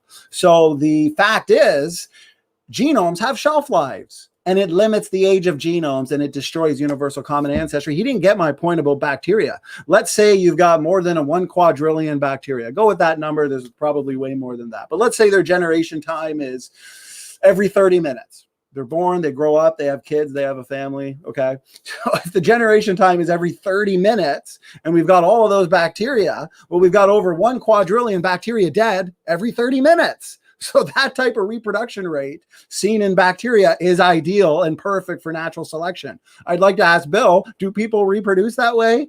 Of course not. Imagine we reproduce the same way bacteria did. We've got 7 or 8 billion people in the world today. If the population doubled every 30 minutes just to keep the population stable, you'd have to kill off 7 or 8 billion people every 30 minutes. So this whole argument from bacteria is silly. It's a joke, and it's a misunderstanding of genetic degeneration, which is a very real problem that Bill needs to study. All right, thank you for your answer there. And we're going to go to One Cow Stampede. Question for Bill. Is he aware that the phylogenetic incongruence of phylogeny of the ATP synthase results in an orchard of 26 independent origins of prokaryotes alone? Paper available. No, I'm not aware of that research. Is that actual peer-reviewed literature? I'll read it if it is.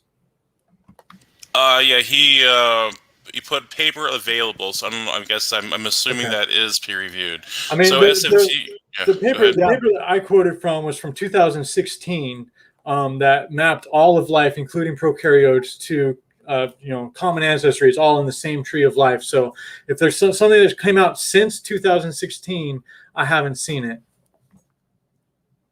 Yeah. So I'll say that he's obviously not aware of the incongruities. He's not aware of the assumptions that they make. I've got a million slides I'm trying to find where I've got these papers where they admit their inferences, they admit their assumptions, they admit that they assume the phylogenetic tree, but I've got a million slides. I can't find them. So they exist. He clearly has not read them. And he keeps saying, well, if it's real peer-reviewed literature, then I'd read it. Oh, that's funny, because the 200 papers that I showed, he hasn't read one of them, and they're all from the peer-reviewed literature, and they all destroy his position. But Bill's the type of guy where he will look to the Y chromosome paper, where they found out that the Y chromosome in humans and chimpanzees is less than 35% dissimilar. And when you consider overall gene content architecture, he'll look to the conclusion. He'll skip right to the conclusion, and he'll look at their rescue devices or their hypotheses and say, oh, it looks like they got an answer. But then he won't even look to see if that answer is valid or plausible. You know what? I want to give Bill the last word here, and I want him to finally answer the question, how do you explain the incredible dissimilarity between chimpanzee Y chromosome and Y chromosome? It was his question. Give him the last word. See if he'll answer that. And I want to know if he's read the paper. Go. Okay, no, I have not read the paper, and I haven't read, I mean, I'm not a scientist. Why would you expect me to have read the entire body of scientific literature that might possibly... Because I've used that argument. I've used that argument. Let Bill finish. Let Bill finish. Go ahead, Next Bill. time, prepare better, and you'll do better. Let Bill finish. Good advice. Yeah, you said I'm not up to date on mutations. You said that before. I quoted from a 2018 paper, and yes, it does examine things like epistasis. I read the whole paper. Yes, I did quote from it already. It's published in Nature. Okay, and it says that, yeah, that's an open problem in science. So I don't know why you're acting like I'm not familiar with the literature. Okay, you posted some peer-reviewed literature. Answer the question. Let me talk. Let me talk. Let me talk. Question about chimpanzee Y chromosome. Yeah, you're not going to let me talk. No more dodging. Answer the question. You're not going to let me talk. Answer the question. What am I allowed to talk about at this point in time? For the 6th time this debate, how do you explain the incredible dissimilarity between chimpanzee and human Y chromosomes? Go. Take as much time as you need. I don't care. I mean, you're calling it incredible. You're calling it incredibly different. Ancestry. What is your metric? What is your metric? What percentage would be close enough, according to you, considering you don't even believe that they evolved from a common ancestor? That's the point. The Y chromosome dissimilarity. No. You're saying they're too different. Dissimilarity shows that you're saying they're not similar enough. You're saying they're not similar enough. Lost. You're clueless. I'm answering you. Let me talk. You're saying they're not similar enough. So what is your metric? Precisely how similar do they need to be for them to be considered similar enough in standing for truth world? And how did you arrive at that metric? Okay. Considering the fact that the Y chromosome is non-recombining DNA, do you know what that means? Why don't you educate the audience? Well, then there's no point. You're not going to get it. You failed. I've just shown why it should be relatively more stable. And every single I asked you a simple question. You said they're not similar enough. What is similar? Every single human Y chromosome on the planet is nearly identical. And we have a fast mutation rate in the Y chromosome. But yet, every single human Y chromosome is 99.9% similar. Not every mutation chimpanzee Y chromosome, which you say do not all accumulate. Split from a common ancestor 6 million years ago is less than 35% dissimilar. Mutations so your metric is it needs to be a lot more similar than that. Go ahead. You can have the last word. Mutations do not all accumulate. You can't just add them up backwards in time. The sexual reproduction takes care of that. We are not clones. Mutations do not all accumulate. A lot of times, a negative. Okay, when there's incest, you don't get enough diversity in there. And all right, Bill, we gotta wrap this up. We got after shows and things. Please wrap it up. Yeah, we're going on 2.5 hours, so maybe I'm gonna wrap it up right here. In incest, like some people get these really large jaws. Okay, they get like weird deformities, and then when they start breeding with the regular population again, those go away. Because mutations don't all add up. God is sovereign over all creation. I don't know why you're missing that.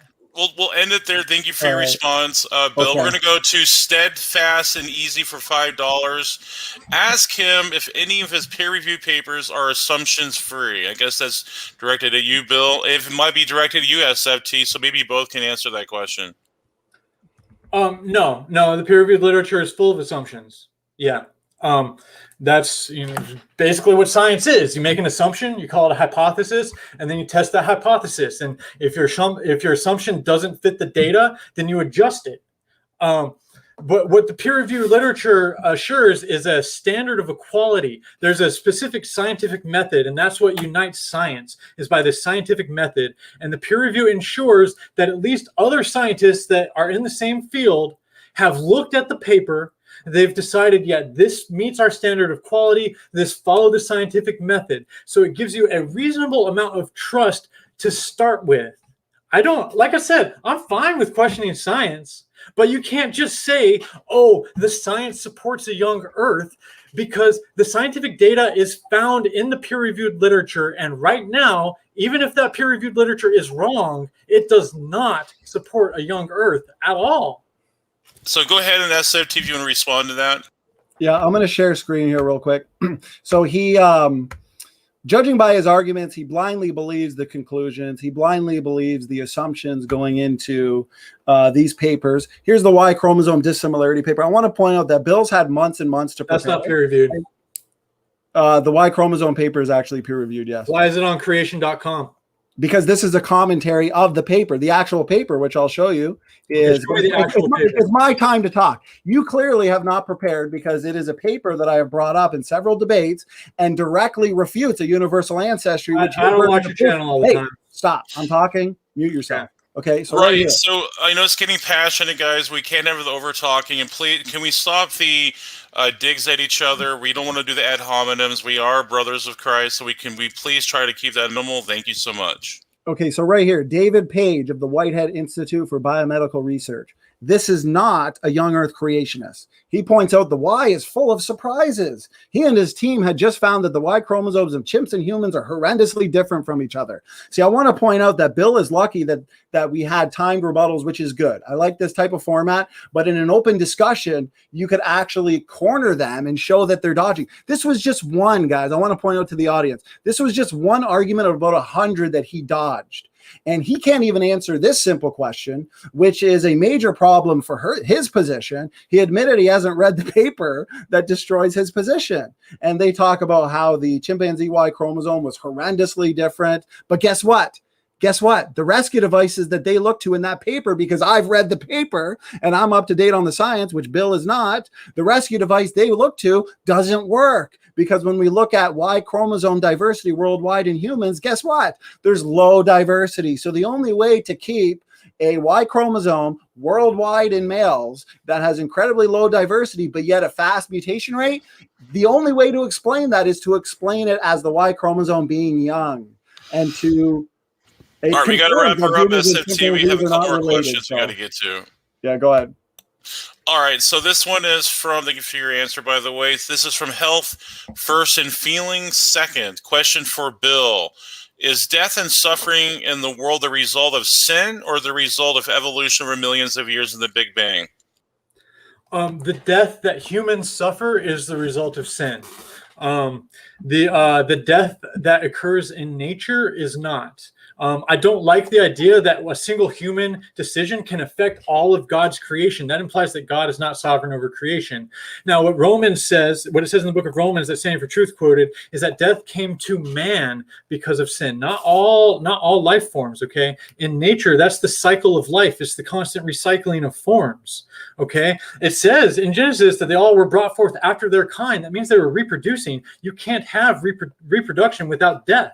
Okay, death provides the new raw material for the new forms, and it keeps populations in harmony. Okay, what humans did is we opened up our eyes. That's what it says in the Garden of Eden. We opened up our eyes. Okay, now we suffer death because we opened up our eyes to it. Okay, now you can think about cells in your body. Okay, we have billions of cells in my body. I'm healthy. Billions of cells in my body die every single day. I don't suffer that as death because my consciousness is not identified with a single cell. That's actually part of why I'm healthy. Okay, cell death called apoptosis or phagocytosis is why my skin is soft. It's why my muscles are strong. It's why my bones are hard. Okay, it's a natural function. It's this constant recycling of forms, just like in nature. All right, we got to finish her up here. We got to keep we got to move along. Go ahead, SOT. If you want to make it pithy, SOT, we got to make it going here. We got to get going. Yeah, we're going on 2.5 hours, so I'm going to share a screen real quick. Death, extinction, degeneration as the result of the fall. What Bill's spewing here is not scriptural. He's anti-scripture, actually, and having this debate with him has made me realize that he's obviously never listened to sound preaching. He has never probably studied sound biblical hermeneutics. I'd love to discuss soteriology with him one day and see what he thinks about that, because he's really butchering the origins topic. So yes, man fell, introduced death, degeneration, and extinction into the world. And guess what? We have this mutation accumulation problem where we can take this point of most mutational accumulation, take that back to a point of least mutation accumulation. That would be a point of Adam and Eve, perfect genomes with no mutations. And we've got paper after paper here, okay, that are from the secular literature showing these populations in the past that have gone extinct due to mutation accumulation, due to inbreeding, due to that which is the result of the fall. And in the human population today, we see thousands and thousands of new diseases, mutation-related diseases, being added to the genetic database every single year. We're going downhill. We are all multiply mutant. We got to wrap and her there's up. no type of selection that can counterbalance the damage. Very good. Thank you for your response. We got one from Rand. This is coming at you, SFT. The question for you now. Castle Mountain in Canada is a 600 million year old fossil layer on top of a 200 million year old layer. There's hundreds of more locations like that in North America alone. So they're assuming uniformitarianism. They're assuming that I need a little more data on that to actually look at it. But when we actually look to the catastrophic plate tectonics model and the fact that the entire Earth would be covered by water, the tides would be harmonic, where you would have these layers being formed sideways forming layers. And that's why we can make these predictions based on the pre-flood ocean crust and the fact that it'd be dragged down into the mantle during this subduction process, where we find these cold slabs. So if you understand the model of flood geology, you can look to the catastrophic plate tectonics, the hydroplate model, the fact that you'd have sideways movements of the water creating these sedimentary layers. Okay, I mean, that's what we find continent wide. Massive sedimentary layers that had to form catastrophically. So yeah, you can have those types of features in those types of layers where the evolutionists will assume that they were deposited over vast ages. But when you got the entire Earth covered by water, harmonic tide, and the forming of the layers through sideways movements of the water, perfectly explainable. And they never explain the testable predictions that we have from the flood model. So without any other, I guess, information on what he's saying, that's the best I could say. Yeah, so we'll let Bill go ahead and respond to that if you want to. Go ahead, Bill. Yeah, so I'm not familiar with that particular find, but I will say that once again, Standing for Truth said that the floodwater washed across the entire continent, depositing this sediment. Now, there's hundreds of feet of sediment below the first set of footprints in the Grand Canyon, and that the sediment below those footprints goes across the whole continent. So if that tidal harmonic flood washed all the way across the continent with enough force to deposit all that sediment, where in the world did this land animal come from? How did it survive that to leave tracks on the land? And where was that dry land for it to leave tracks? Now, I didn't get a chance to quote the paper, but the paper actually shows that there's one set of tracks, then it got filled in a little bit, and another set of tracks on top of it. So there's a passage of time. Okay, and then on top of this, we have thousands more feet of sediment deposited by these tidal harmonics washing across the whole continent, and then more footprints. Where are these footprints coming from? It doesn't make any sense in that model. Go ahead, SFT. Yeah, go ahead, SFT. Go ahead and respond. So the fact that we have fossilized footprints fossilized raindrops, okay? These fossilized animals where you can see every single detail suggest sudden and rapid burial. That's the only way you can get fossilized footprints in the first place. Not from one event. It's my Hold turn on, to Bill. respond.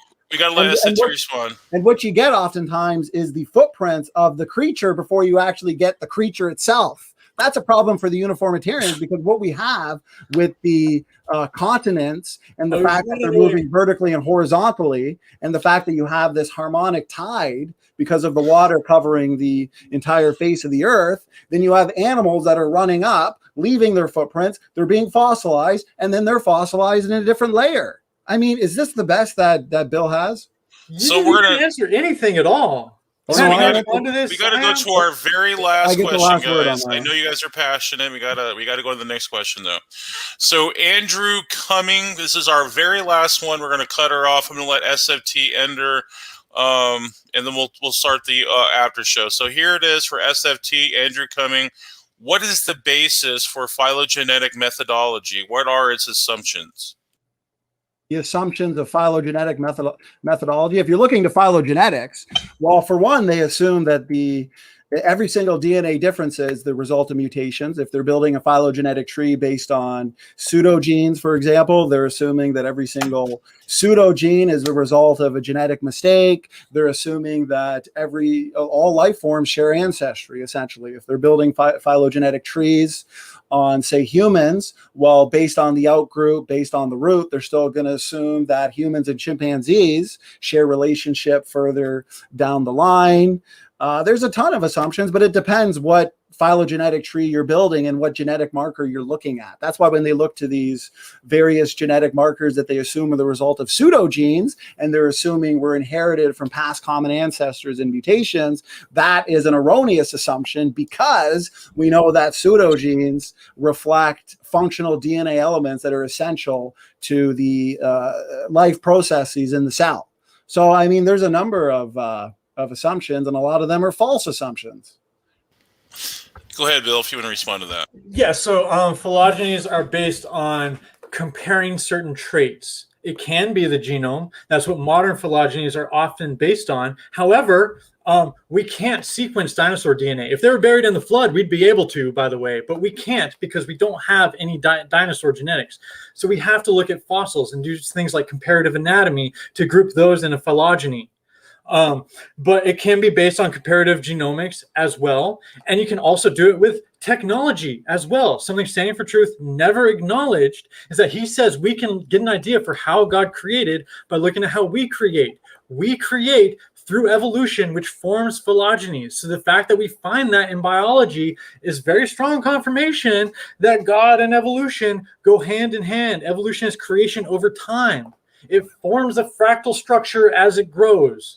That's just how it works.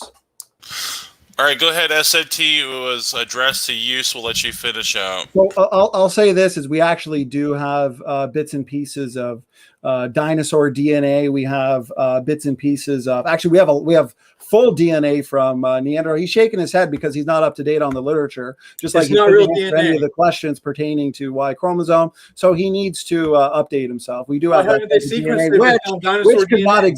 which could not exist if Neanderthals, for example, if dinosaurs, especially when it comes to the soft dinosaur tissue, if these organisms were buried millions and millions of years ago. So when it actually comes to the question, instead of going off topic as Bill has been doing all day, we've got paper after paper here. The key assumption made when constructing a phylogenetic tree from a set of sequences is that they are all derived from a single ancestral sequence. They are homologous.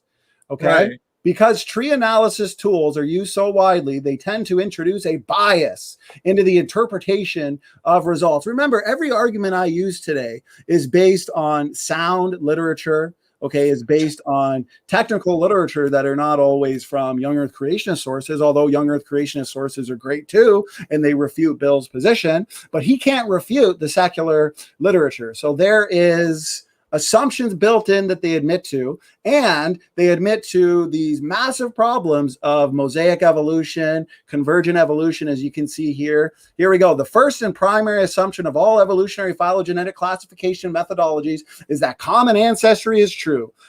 Assume evolution to prove evolution. I'll end there. There we go, guys. So that's all the questions and super chats we have. It was a good one, a passionate debate, and I respect that. A little bit over talking here and there, but that's okay. That's just part of debating. But I mean, I'm going to let you, SFT, close her out. I do know that there's a after show on Illogical Plausible Probables channel. I recommend people go over there. It's going to be fun. And yeah, I'm going to let you close it out, SFT. Go ahead. Okay, well, guys, it's been an awesome chat. We've had over 75 people. I want to thank everybody for the super stickers and the super chats. This was a lot of fun.